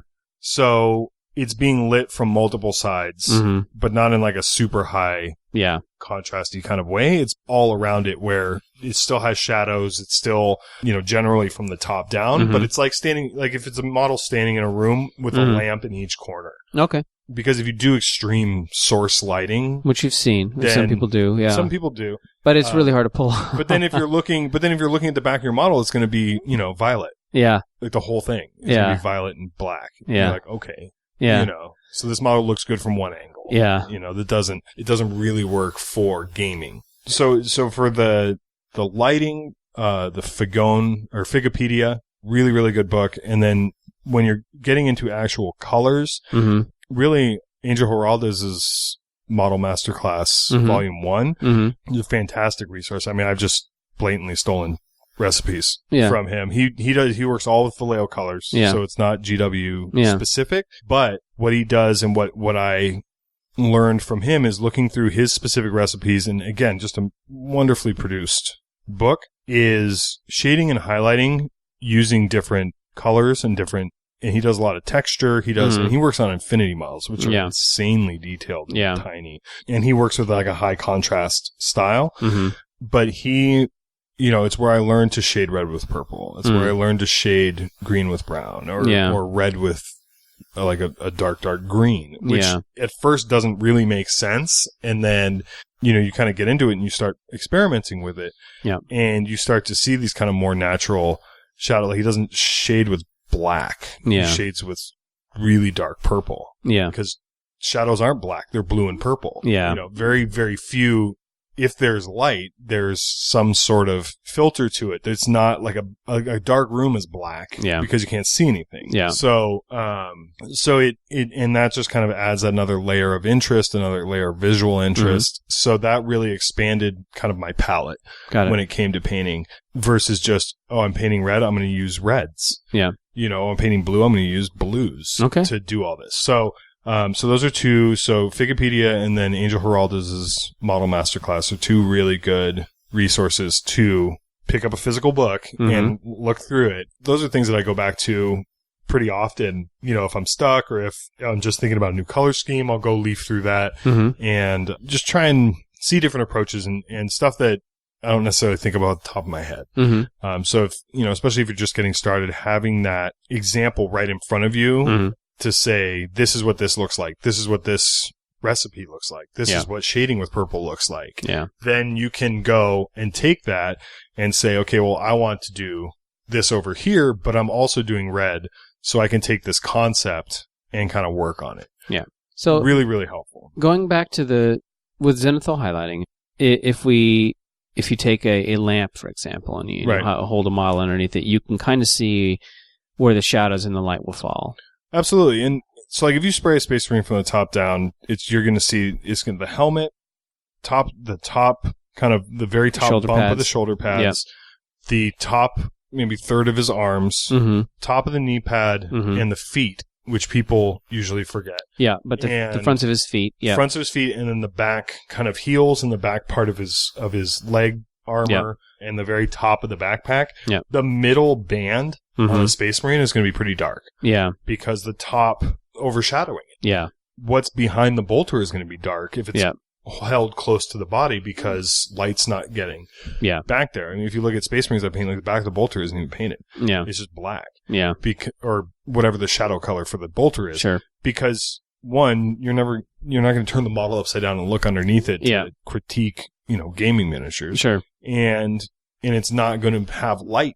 Yeah. Light won't get back there anyways. Yeah. So having if you're painting like a super reflective metal on the Aquila on the chest, if it's covered by a bolter, it's not going to be reflecting a ton of light. Yeah. So just leave it. Yeah. Just leave it as the base coat in a wash and then don't highlight it. Yeah, but something like that. But the point of it is, though, really to back up this entire discussion is that there's shadows, there's mids, and then there's highlights, right? Yes. In general, there's three pieces or elements to color. Absolutely. And when you're looking at a model, there's areas where there'll be sort of more of the shadow, and there'll be areas where there's mid, and then there'll be the highlights, like the top parts of it. And if you are doing it in kind of a natural way, kind of the two books you talked about, it feels more. You're not doing the extreme contrasting. You're just doing a nice three elements to color. Those three, the shadow, the mid, and the high, you're doing it across the entire model. So, like, I've seen, for example, like a Rhino, or even worse, like a Astra Militarum vehicle, where every panel has the extreme, like, shadows, mids, and highs on every single panel, and it looks weird. It looks like it's like a piece of foam or something. It's not natural because the light's not going to hit every individual panel individually. It's the entire model. Yeah, you see it a lot on, Tau. You see it a lot on Knights. I've seen Knights where you have these really the center of the panel is really high contrast highlighted. Yeah, and you're like, that's not actually how light works. Yeah, it's not gonna highlight that individual panel to that high level. Right. Now, out of context, it probably looked really cool. Right. But when you put them all together, you're going to be considering the model as existing with everything else in next to it. Yeah, and that's again, that's something learned. Especially like if you're painting Space Marines and sub-assemblies or stuff like that, or I keep going back to Space Marines just because Space Marines are the easiest. The army out there, and the odds of you painting a Space Marine at some point in your 40K career are pretty high. Yeah.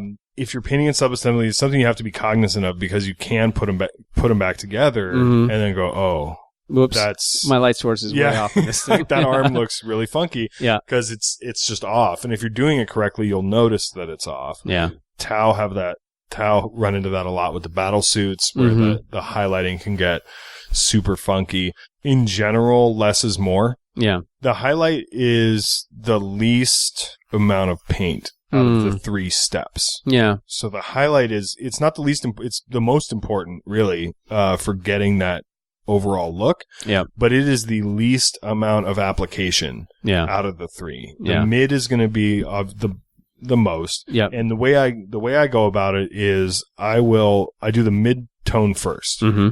So I base coat the model first. Yeah. Then I add the shadows. Mm-hmm. So then I'll basically turn the model upside down and spray beneath it and spray that kind of mid torso upper leg area. Yeah. So like like a Space Marine, for example, you spray the whole thing, whatever the mid tone color is. Right. And then you'll turn it upside down because it's like coming from underneath. Right. And by the way, as you mentioned, the top of the feet won't get hit. It's everything underneath it, which makes sense. So that's your shadow color. Yeah. So then I'll do the shadow, and then I'll go back and do the highlights. Mm-hmm. So the highlights are the last thing that I'll do. And even after, and then it still kind of looks a little funky. Yep. So I try to go back with, and this is getting more advanced techniques, but I'll try to go back and glaze the mid-tone to kind of knock down the highlights and kind of blend those things all together. Because the most common thing that we see with people who are getting started airbrushing is they over-highlight. Yeah. And they end up with that last highlight being half the model. Yeah. And it's like an overexposed photo. Yeah. Where you're just kind of like, whoa, that's a lot of light. Yeah. You want the highlight to draw attention to certain parts of the model visually, but you don't want it to just be like, here's this model, you know, just yelling at you. Yeah. But just kind of you're blending that mid-tone and you're kind of putting the shadows back and putting the highlights back. And as you get more adept, like when I'm doing white, I'll work through that progression of shadow, mid, and high. I'll work through that 2 or 3 times on the same model to get a smooth blend and to kind of get those where I want them. Yeah. In the volumes that I want them. And the more you go over it, the richer the color and the more, it's going to make it more and more, it's fun, I think, to go back over it again and go, all right, let me add a little bit here, let me add a little there, and then knock it down, go this one way, go the other way. That's kind of the experimental part that the airbrush is fun. It's fun to do that. Because you can. Yeah. Because it's so thin. Because the paint layers are so thin, that you can go over and say, okay, I want to deepen this shadow. Yeah. Oh, I need to raise this highlight a little more. Yeah. Or, I need to knock that back down. Or, I need to base coat this again because I've really messed up. Yeah. I need to do something else. I got to start over. Using the airbrush it's what makes it such a great learning tool is that it's easier to make mistakes, I think, because you can overspray and you can do all this, and you're experimenting with different colors and blends and all this stuff. But it's easy to correct because you can just go back over it. Yeah. And just be like, okay, that's fixed. Let's try that again. Yeah. And so you talked about recipes. And so are you, typically when you look at a single color, are you looking at the recipe of the shadow, the mid, the high? Is that typically the 3-part for most colors? I do a lot of commission painting. Sure. And a lot of commission painting is now once I have, a black, I want a hard surface black. Mm-hmm. I have my recipe for that. Yeah. I want, a leather. Yeah. I have my recipe. So when I look at you say yellow, Mm-hmm. I say, do I want a rich, warm yellow, or Mhm. do I want like a really kind of cold, Yeah. light, hard yellow? Yeah. And then if I want my rich yellow, I have my recipe for that. Yeah. So, but it hasn't always been that way. Yeah. I've had to experiment. That's you and just kind of experimenting with. crib different things. But I think my yellow's from Geralda's, but it's, a mid-tone of a Vallejo Model Air yellow ochre. Mm-hmm. And then the shadow is, and this is kind of what we're talking about with using different colors to shade and highlight. The Yeah. shadow is a burned flesh. Yeah. Like a game air burnt flesh, which It's is, like a brown kind of color. yeah, it's like a brownish, orange, red Yeah. flesh tone. It's a flesh tone. Yeah. And it has a brown in it. It has a lot of orange and red, but it also has pink Yeah. in it a little bit with the fleshy. When I saw that, and I was like, that might be interesting for a shadow on yellow. And then you spray it and you're like, wow, Yeah. this is really good. Yeah. And then the highlight is a true yellow, is a true golden yellow, which Mhm. is a really, really rich, vibrant Yeah. golden yellow. And it gives this really deep, like your nights Mhm. have Yep. recipe Yeah. on. You gave it. Yeah. You gave it to me. Yeah. And it's not just, the panels are orange. Yeah. Or I'm going to put the GW yellow glaze, or orange glaze Yeah. over a fully yellow panel. Yeah. And just have this in the recesses. Yeah. It gives that kind of depth of color to the shadow that you wouldn't necessarily get with a brush unless Mhm. you're doing, Wet blending. 87 Yeah. strokes glazing or doing Yeah, wet yeah. blending or something like Yeah. that. And yellow specifically is so opaque Yep. that you can really go on with the shadows, and then you can just go back over it with the Yeah. yellow, Yeah. and the shadow will still be there. Yeah, It's so not- like you gave me that recipe, and that's what I was doing with my yellow nights with, and I think I went over them several times, and every time you go over them, the yellow gets a little more deeper, but like there's a point we have to back off. But yeah, it is a combination of you do. I did the like I said, the yellow ochre, and then you do the shadows. Right. Then I do a little bit of highlights, and then I go, Right. you know what? This sometimes the extreme contrast between the three colors is too much. So Right. that glazing option is essentially thinning down the yellow ochre, Right. or the midtone, thinning it way down and just putting it over, and it just is it's a super thin, very opaque layer of paint that goes right over the top, and it tends to blend them together. Yeah. Now, I mean, Games Workshop creates glazes now for this exact reason, but that's Yeah. essentially that glaze is just a way to kind of put a single color over the top and kind of tie it together. And it really helps, like, if you're getting spattering, like a little bit Yeah. of spattering Like at white the edges is horrible. and stuff. White Yeah. is terrible. Yeah. White sucks to paint. And- I'm not, I think I paint white well, Yeah. and is hard. Yeah. It's really Yeah. hard. But like on Magnus's tabard, on the Yeah. Magnus I did, or on Araman's cloak, Yeah. I went through shadow, mid, and high 3 or 4 times. Yeah. And each time getting thinner and thinner and thinner, Yeah. just to get rid of the spatter and get rid of the overshadowed Yeah. gray. And, Yeah. But that it's a technique that takes some patience. It Yep. takes some concept of light, Mm-hmm. but it is kind of there's like a tool in Photoshop where you can get rid of blemishes. Yeah. It's that kind of same thing where you can kind of wipe over what you've painted with the glaze, and it just kind of helps to Blend ease it. everything together. Yeah. And the more you do that, the more natural that blend is going to look. You can take these techniques for any color, and I know you probably get asked a lot about your recipes. I've asked Yeah. you for recipes Yeah. before. Once you know the basics of things, you can kind of make your own recipes, although it's always nice to get started with one. But Yeah. remember, it's always going to be, the mid-tone, the shadow, and then the highlight. There's always going to be the triad for most colors. Yeah. And the ones you choose is going to have a big, but experiment with them, right? And, you shouldn't be can afraid to tweak- experiment. And you can tweak them, and you can just add more depth. Yeah. You can add a second stage of highlights, Yeah. or, and then you have the edge highlights. So you can expand on that, but, don't be afraid to ask people, Sure. how did you paint this? Or Yeah. what did you do for that? I mean, I've pestered very, very talented painters who Yeah. I didn't think would have the time in the world. And they'd be like, oh, well, you want to do this, this, this, and this. Cause it is, it's one of the things I love about this hobby is that people are happy to help. Sure. 99% of the time. They're happy to take a few minutes and help you out. So, don't be afraid to shamelessly steal somebody's recipe, because even if like, let's say I gave you, like if I painted your knights, they would look different. They would. They wouldn't look the same. No. And not better or worse, but they just wouldn't look the same because of how we apply color and how we apply the paint and where we see different light. So people, I've talked to a couple of painters, they're like, I don't give out recipes. Oh, okay, you big guy. Like nobody's coming for you. Yeah. But I've handed out recipes and people are saying, oh, and they'll send me a picture and be like, hey, I used your recipe and it doesn't look the same just because, just because of how painting is. Yeah. But that gives you a base to then move on from and say, well, I don't like that shadow. Yeah. What else can I do? Yeah. That highlight, I'm not a fan of that highlight. I want to try this different thing. Yeah. Right. So don't be afraid to pester people or look at, oil painters and how they paint, or military modelers and how they use shadow, or, people that paint busts. Like, it's a totally different skill set, but they do extreme contrast and they do a lot of work with light and tone and stuff like that. So it's good to kind of draw from, like, I guess what I'm trying to say, if you just try to figure out how to paint 40K models better from just looking at 40K models, you're really limiting yourself in the depth of knowledge that you can get from looking outside just painting 40K. So keep an eye out for things that you find interesting, and don't be afraid to ask people how they got there. Sure. And most of the time they'll help. Yep. All right. Well, that is it for our segments on for our hobby segment this week. Thanks, Colin. Thank you. It was a pleasure. So let's take a break and let's hear from our sponsor, TraderA.com.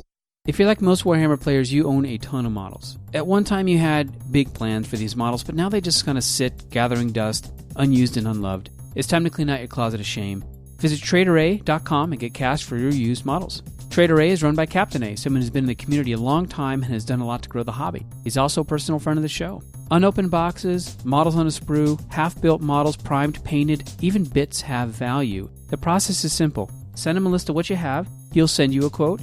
You pack it up, send in your stuff, and he'll get you cash. You can shop around, but you're going to find that TraderA gives you 40% more than the other guys. You want it quick? You want to get rid of it? Visit TraderA.com. Get cash to buy the stuff that you really want. TraderA.com. Sell your models and get your cash quick and easy. All right, so welcome to the last episode in Demystifying the Airbrush with Colin. How you doing, Colin? Great, thanks. All right. End of an era. End of an era, yeah. So this is the last one, and up until now, we've talked about what to look for in an airbrush, how to use an airbrush, how to clean an airbrush, take care of an airbrush, colors, using colors, blending with colors, and now we're going to talk about some advanced topics. Yep. And I'm going to let you take it away, Colin. So what do you want to chat about as we kind of round out our conversation of using an airbrush? Rounding out is just kind of going to more advanced techniques like glazing and layering, and also working with metallics, which those kind of all work together. And then maybe using things like inks and washes that have been being used one way and seeing how that changes being used through an airbrush and the different things that you can achieve by shooting those through an airbrush versus putting them on with a brush. Yeah. Oh, okay. All right. So let's talk about metallics. And I think the thing about metallics is oftentimes when you see colors in like a range, they are different, darker or lighter, or, there's either gold or, there's this slight subtle differences, but you're not getting the interest you can if you're shooting colors like different. There's not always a color to it. Right. And they're usually like silver's usually white. Yeah. And steel is usually white. White, yeah. And if you look at any metallic object, not only does it reflect the colors around it, which we're not quite getting to that level of intensity on 28 millimeter models, but it does reflect that color. But the steel it has a bluish tint to it. Yeah. Copper has a greenish tint to it. Yeah. Or reddish tint to it, and brass has a greenish tint to it. Yeah. And so by using different techniques, you can kind of bring that out a little bit and make metallics more interesting. Yeah. And one of the ways to do that is using inks and washes through the airbrush. So when you're looking at metallics, I start out doing, just a base coat, and then I wash with Nuln Oil, and then I highlight with a lighter metallic. Yeah. And that's, bolter barrels or stuff like that. And those are small little elements on a model. You're not going to airbrush those. Yeah. And it looks great. Yeah. And I love my, GW washes are some of the best for that. I, have pots and pots of Nuln Oil in reserve, and Army Painter washes are also really good for that. They're strong tones and stuff like that. And same for gold. A lot of people, see a lot of custodies these days. A lot of people will, spray Retributor gold and then wash with, maybe a Seraphim Sepia gloss shade and then highlight. Yeah.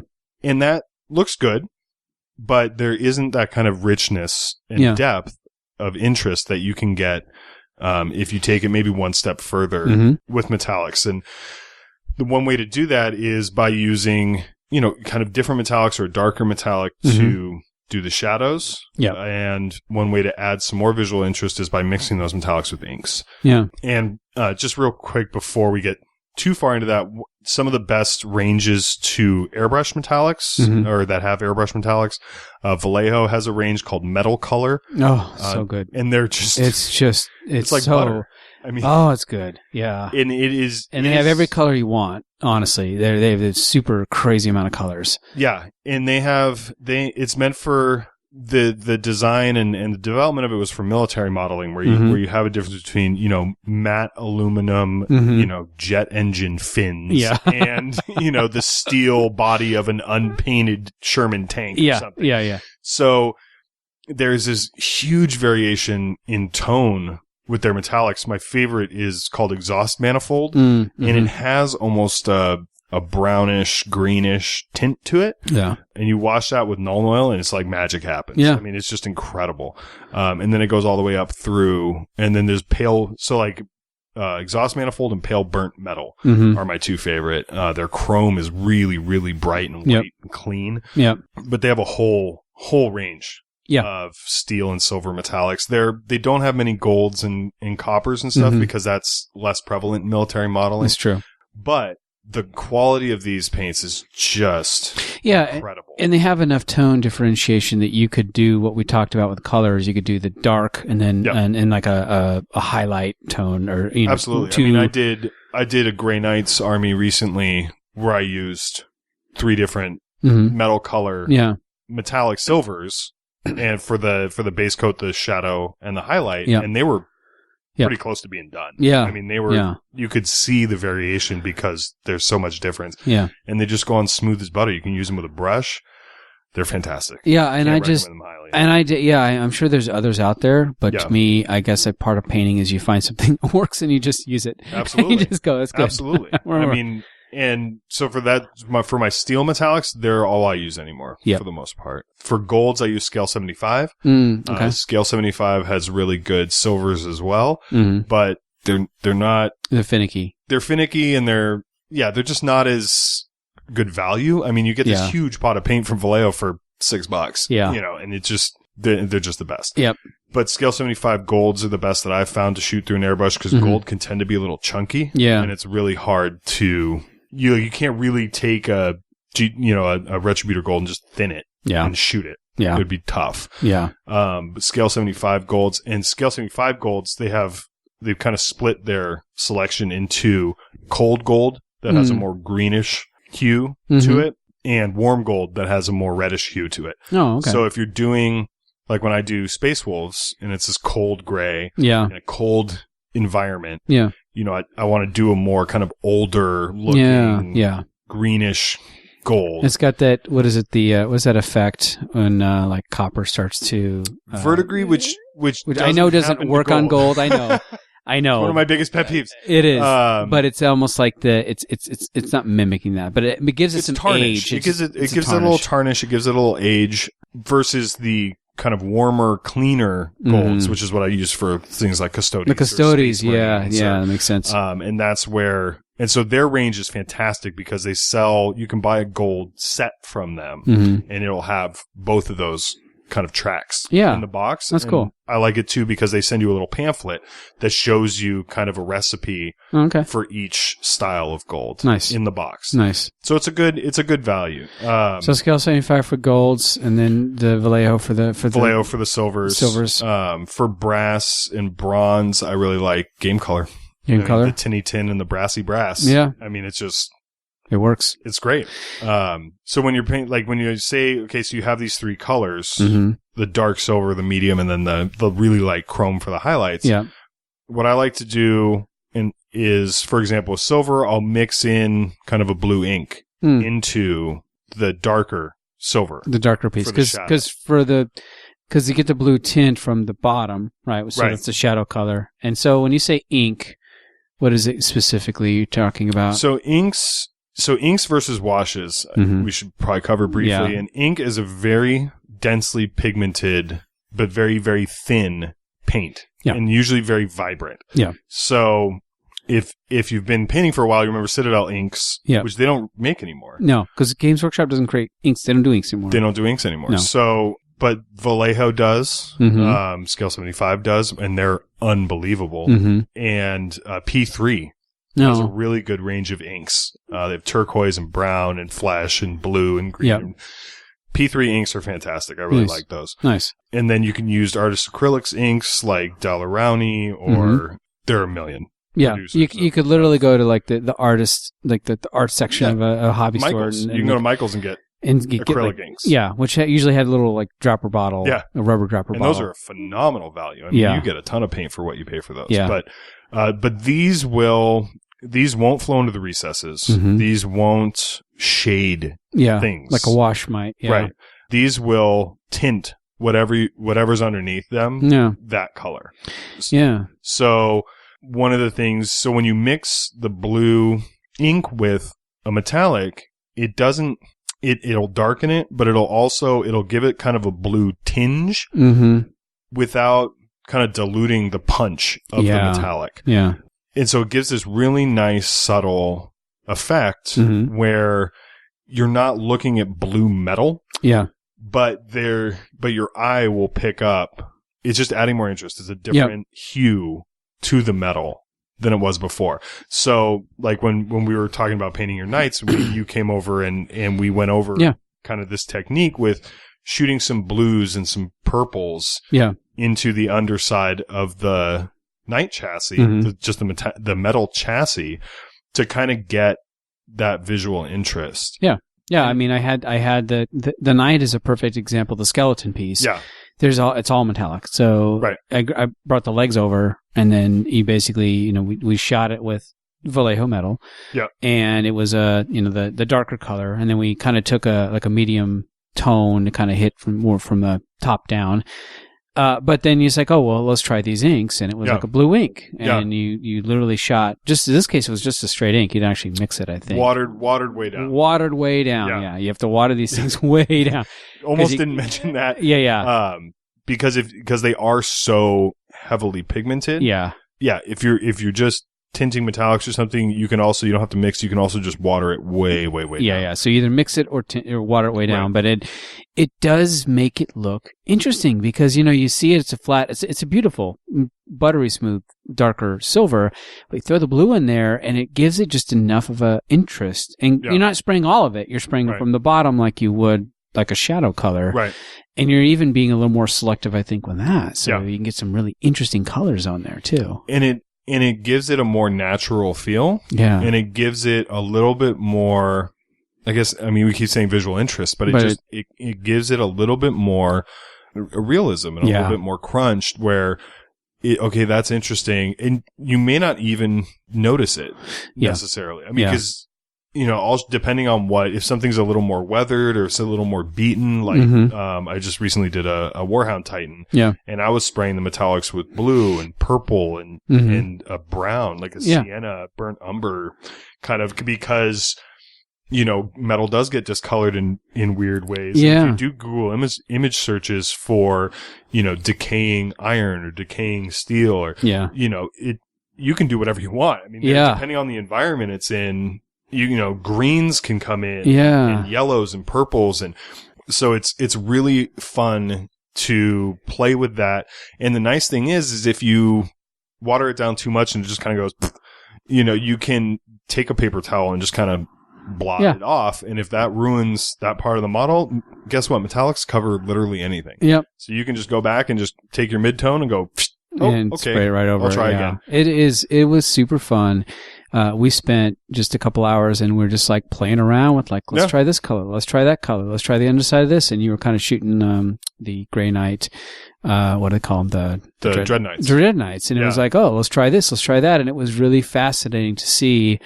Some things work, some things don't. But, you thin the inks down or you mix the inks and you really just, it's fun because it's not just blue because it's like, oh, let's try brown. Let's try brown and blue. Let's see what happens. Let's see if it looks interesting. And that's where like the artistry comes in and the fun of an airbrush.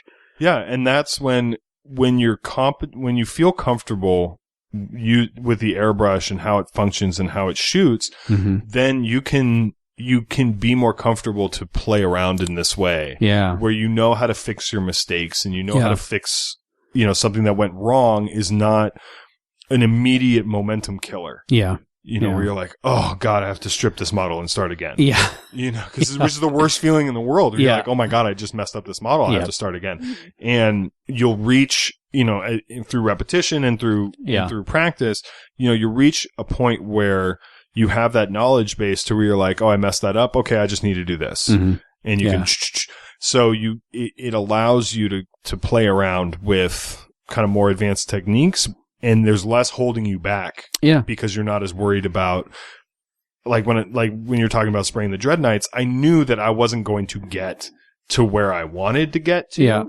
without messing some stuff up along the way. Yeah. You feel you can experiment, right? You have the freedom. There isn't that pressure to be like I have to nail this the first time. Yeah, because you can fix it, or you know that you're doing it in such a way that is fixable. Right. And so that's very freeing, and I think that takes it makes it more fun. Yeah, it's less pressure. Sure. So with metallics, there's even after doing that kind of inked kind of tinting. Yeah, I still like to go back with washes. And I'll wash down, with Null Oil or Agrex Earthshade, with a brush. And just kind of whoop, whoop, whoop.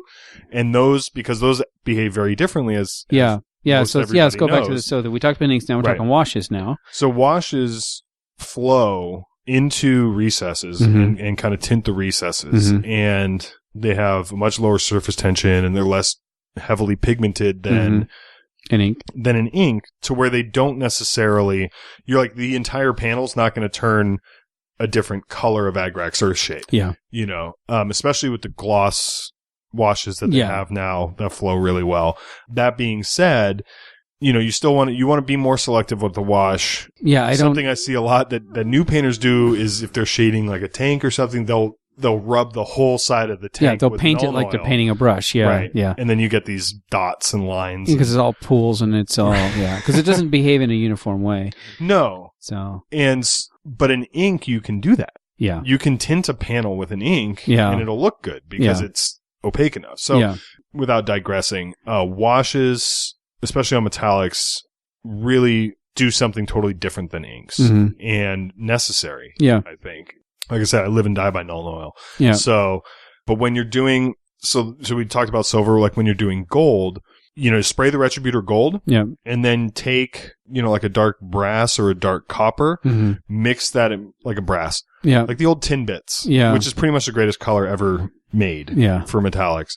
I use Scale 75's decayed metal, which is similar to tin bits, but warm. Yeah. So it's like a reddish brownish. Yeah. Which goes well with Retributor, by the way, Retributor gold is a good gold. It's a good paint, and their spray can is good. Yeah. And it's a great base to start off of. Yeah. So if you mix that with whatever your base coat gold is, say Retributor gold, and you just spray it in the shadows, you're 9/10 of the way there with getting a more interesting looking gold model, especially for something like Custodes where the entire model is gold. Yeah, it could look really boring if it's just a single color. It just looks even if you washed it and you highlighted it, it's still going to be a little flat because there are no shadows on it. Yeah. So just doing that one thing, just tinting the gold down with a darker metallic helps a ton. Yeah. If you really want to get a little crazy, mix some purple ink into that as well. For the gold. For the gold. Yeah. Purple's a great tone. I find myself using it more and more. Yep. Because if you look at, mountains that are in shadow, they're purple. Yeah. They're not black. Yeah. If you look at, most shadow is some shade of violet. But yeah. So let's go back to the washes though. Yeah. So we have the inks and we've sprayed it, and then, we have this interesting darker tone to it.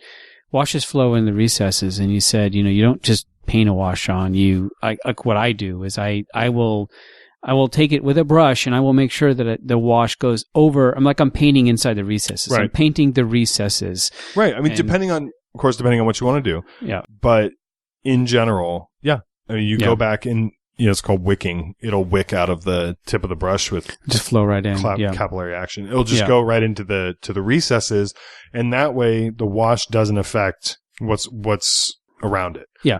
It'll just be in the recesses. Yeah. And that's for the super strong.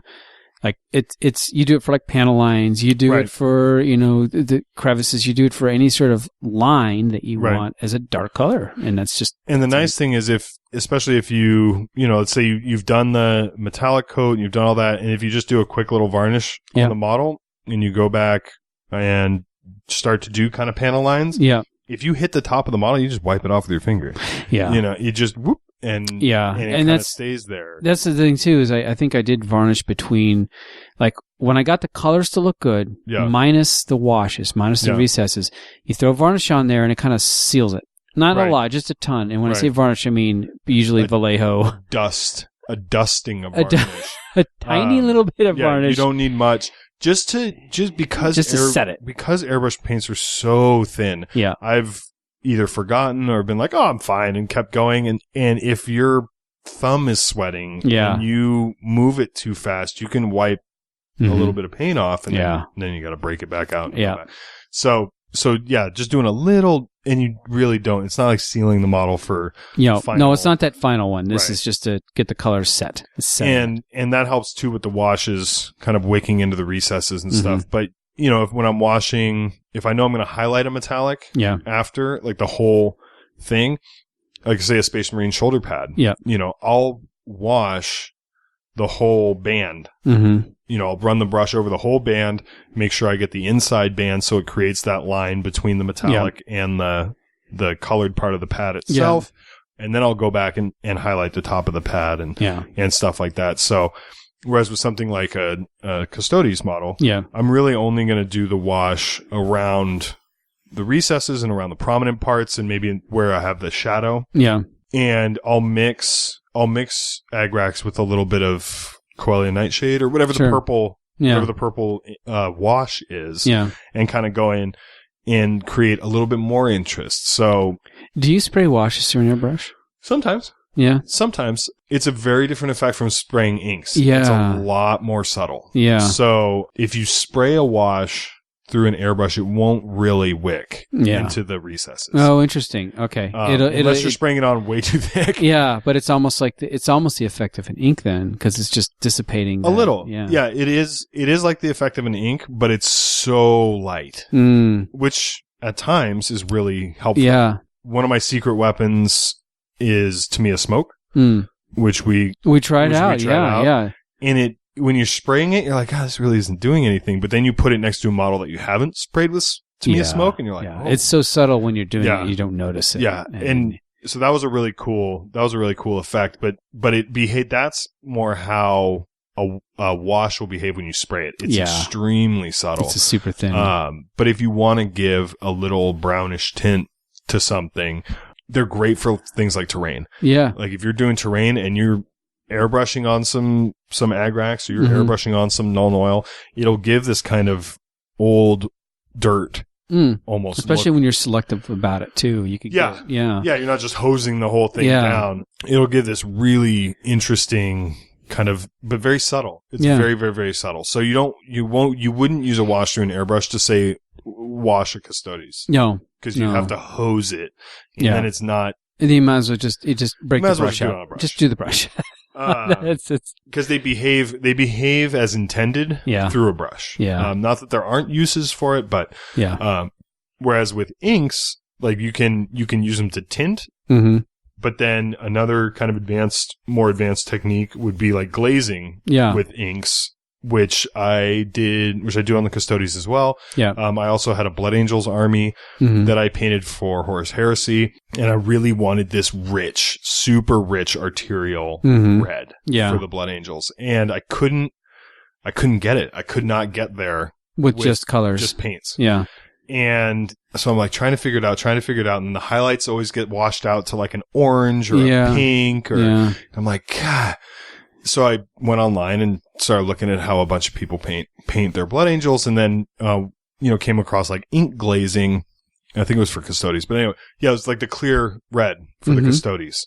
And so I was like, oh, that's interesting. So what I'll do is I'll kind of pre-shade, which is another technique which I'm not the biggest fan of, but you can Google it and come up with pre-shading, and it's basically you do the whole model in like black and white. Yeah.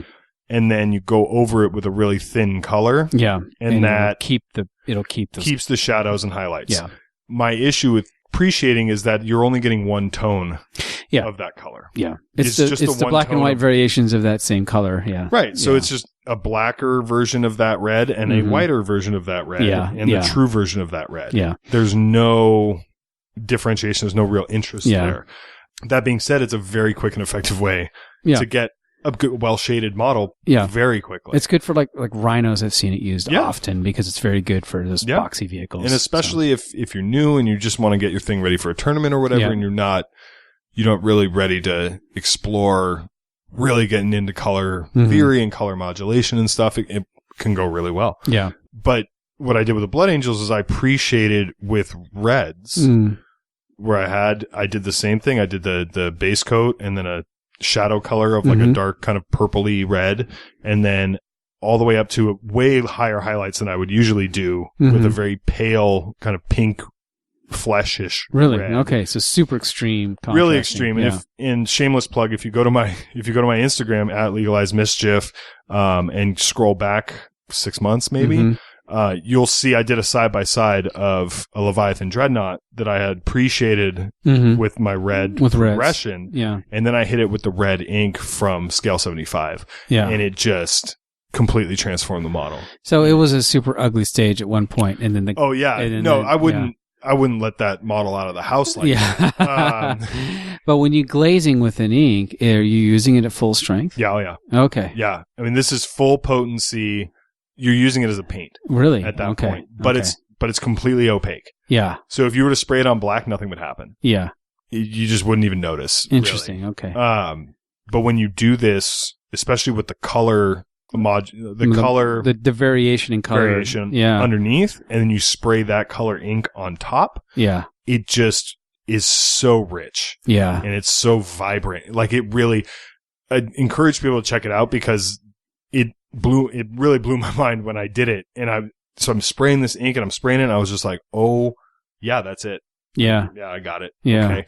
That's the look I was going for, because it not only just makes it red, but it enriches the base coat layer. Yeah. It kind of ties in the shadow a little bit more because now the shadow kind of has a red tint to it. Yeah. And then it makes the highlights red instead of pink or whatever. Jonas Wadeen is who I learned that from, actually. That's where I found it. Jonas Wadeen is an insane painter who does freehand banners. Yeah. And he paints most of his banners in grayscale. Yeah. Just grayscale. And then he does glazing over the top and gets these really rich, vibrant reds. And I remember watching a video on I think it was on his Instagram or his Facebook. And it was a Blood Angels banner. Yeah. Something. And he was just like, oh, and then I take my red ink and go whoop, whoop, whoop. Yeah. I was like, oh my God. It's magic. I feel, oh, that's it. So a glaze is really like just a thinned color or a thin medium you're shooting through. Right. So. And it's not, but you're not going to get the same effect if you shoot a thinned red paint through on top of it. It'll get a similar. Yeah. But it's not going to, you won't keep all those progressions. Yeah. Versus you do with an ink. Spraying an ink full strength. Because it is opaque. Yeah, because it's opaque. Yeah. So you'll be able to see right through it into what's underneath it versus a paint that will cover. Yeah. So it's an advanced technique. It's a little tricky. I'm not going to lie. Yeah. But you'll see this technique, like if you look up how Alpha Legion are painted, if you look up how Night Lords are painted, then that's over a metallic base coat. Yeah. And that's how you get those greenish, bluish that's Alpha Legion. And you get those really dark blue, they have the vibrant blue Night Lords. And that's with this technique, with this glazing with clears technique. And those use Tamiya paints and stuff. But I've gotten a very similar effect with inks. I just did a Moorhound Titan that was a metallic blue where I did the silver progression first and then went over it with a blue ink at full strength. And that was tricky because those are huge flat panels.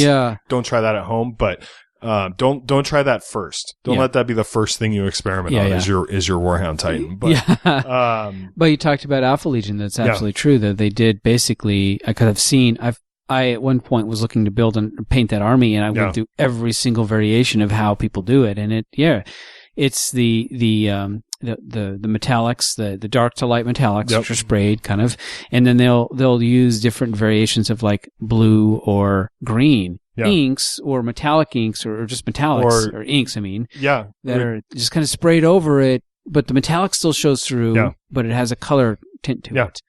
And depending on how thick you want to go with the ink, or depending on how heavy you want to spray it on, you can get a lot of variation in, okay, this is going to look more green. Okay, so I have to hit it with a little bit of blue, and this is going to look, so you can get a ton of variation in using this technique in different areas, in different ways. One of the ways that I do exhaust manifolds or plasma, heat burn on, plasma or tank barrels and stuff is you'll see some really extreme ones, purple to blue to yellow, heat scorching, which I get that it's 40K and there's no basis in science, blah, blah, blah, but that only happens to chrome when it's hot. It's not a forever it's not a forever home for that kind of weathering. And sometimes it can really throw off the model if you're injecting that much color at the end of one appendage. Because it totally draws the eye. Right. To that thing. I've seen it done on Golden Demon winning models. So it's not, for sure. It has its place. But it's really, what I'll do is I'll paint the model, paint the gun or whatever, or like the exhaust. And then I'll go in with a purple ink, and then I'll go in with a full strength ink or full strength. Just kind of go over it, and because this less is more with this, and you really want it to tint the metallic. Because this is an effect that is going to be more, after repeated firing or repeated use. It's kind of a soot buildup. More than heat. Got it. So, but you paint the metallic, and then you spray kind of a purple ink, and then you spray an umber or a sepia kind of brown ink, and then you do in smaller bands, and then you do a black ink at the end. The black over sepia over purple is going to obscure the metal underneath. Which soot does. But as you get further out, you're going to be able to see a little bit more of that metal coming through. Which works because the purple is kind of more of a heat scorching-ish, whereas the sepia and the black tend to go through more soot, more environmental buildup in the moment versus a long-term buildup. So, and it takes 3 minutes to do. It's really fast. But it looks great. But it looks great. It's basically a metal with 3 different inks over the top. And you're not sitting there dry brushing and washing and I have to completely clean this. Like I'll just dump it out, pour some water in it, spray it, and throw the brown in there because if they mix a little, it's not a big deal. Not a big deal. And if the brown mixes with the black, not a big deal.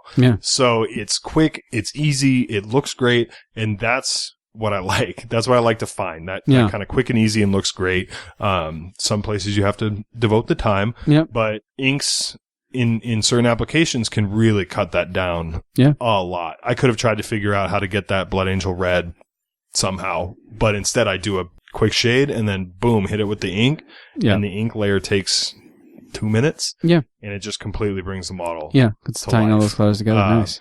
So it's a really, really interesting technique. It's a really strong technique. Yeah. If you like I have a very vibrant paint style. Mm-hmm. Like my models tend to pop. Yeah. Like a lot. They're very bright models. So it really works for me. It really fits with how I like to paint and the kind of effect that I like to achieve.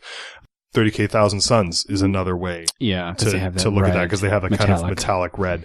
But using those, and that's another, like as you do research and as you kind of looking around, if you see a tutorial that has like that Alpha Legion tutorial, ask yourself, is this the only application for this, or can I maybe do this on a non-metallic model, and what would that look like? Can I do this? Why does this work the way it does? Like I never thought to ask myself, okay, it's working this way because the metallics are there. The inks they're spraying over have, they're opaque. And so they're still allowing these things. There's reasons why. Right. Sometimes when you go through the step-by-step stuff, you're just like, oh, okay, I'll just do this thing. Right. Once you know the reasons why these things work, it becomes much more interesting. And it gives you more options. Yeah. And you can experiment. And you can experiment, but it's also, it's like you're less likely to blow up your lab experimenting. Yeah. Like if you know kind of the whys, then, you can try something that maybe you've not done that specific thing before, but you can be pretty confident that it's going to work because you've done something similar with this over here and it behaves in a similar way. Yeah. So if I'm saying, okay, well, I want to get, I want this to look like algae. Yeah. I know I can go in there with some green inks and some green washes and maybe a little bit of GW texture paint or something, and I can go in there and I can get that effect because I know how they're going to behave in general. Yeah. I don't know how they're going to look exactly on this model 100%, but I can be pretty confident that that's a good place to start, and then I can kind of go back and forth from there. And if you're starting to experiment with kind of spraying inks or spraying glazes, start with some terrain. Yeah.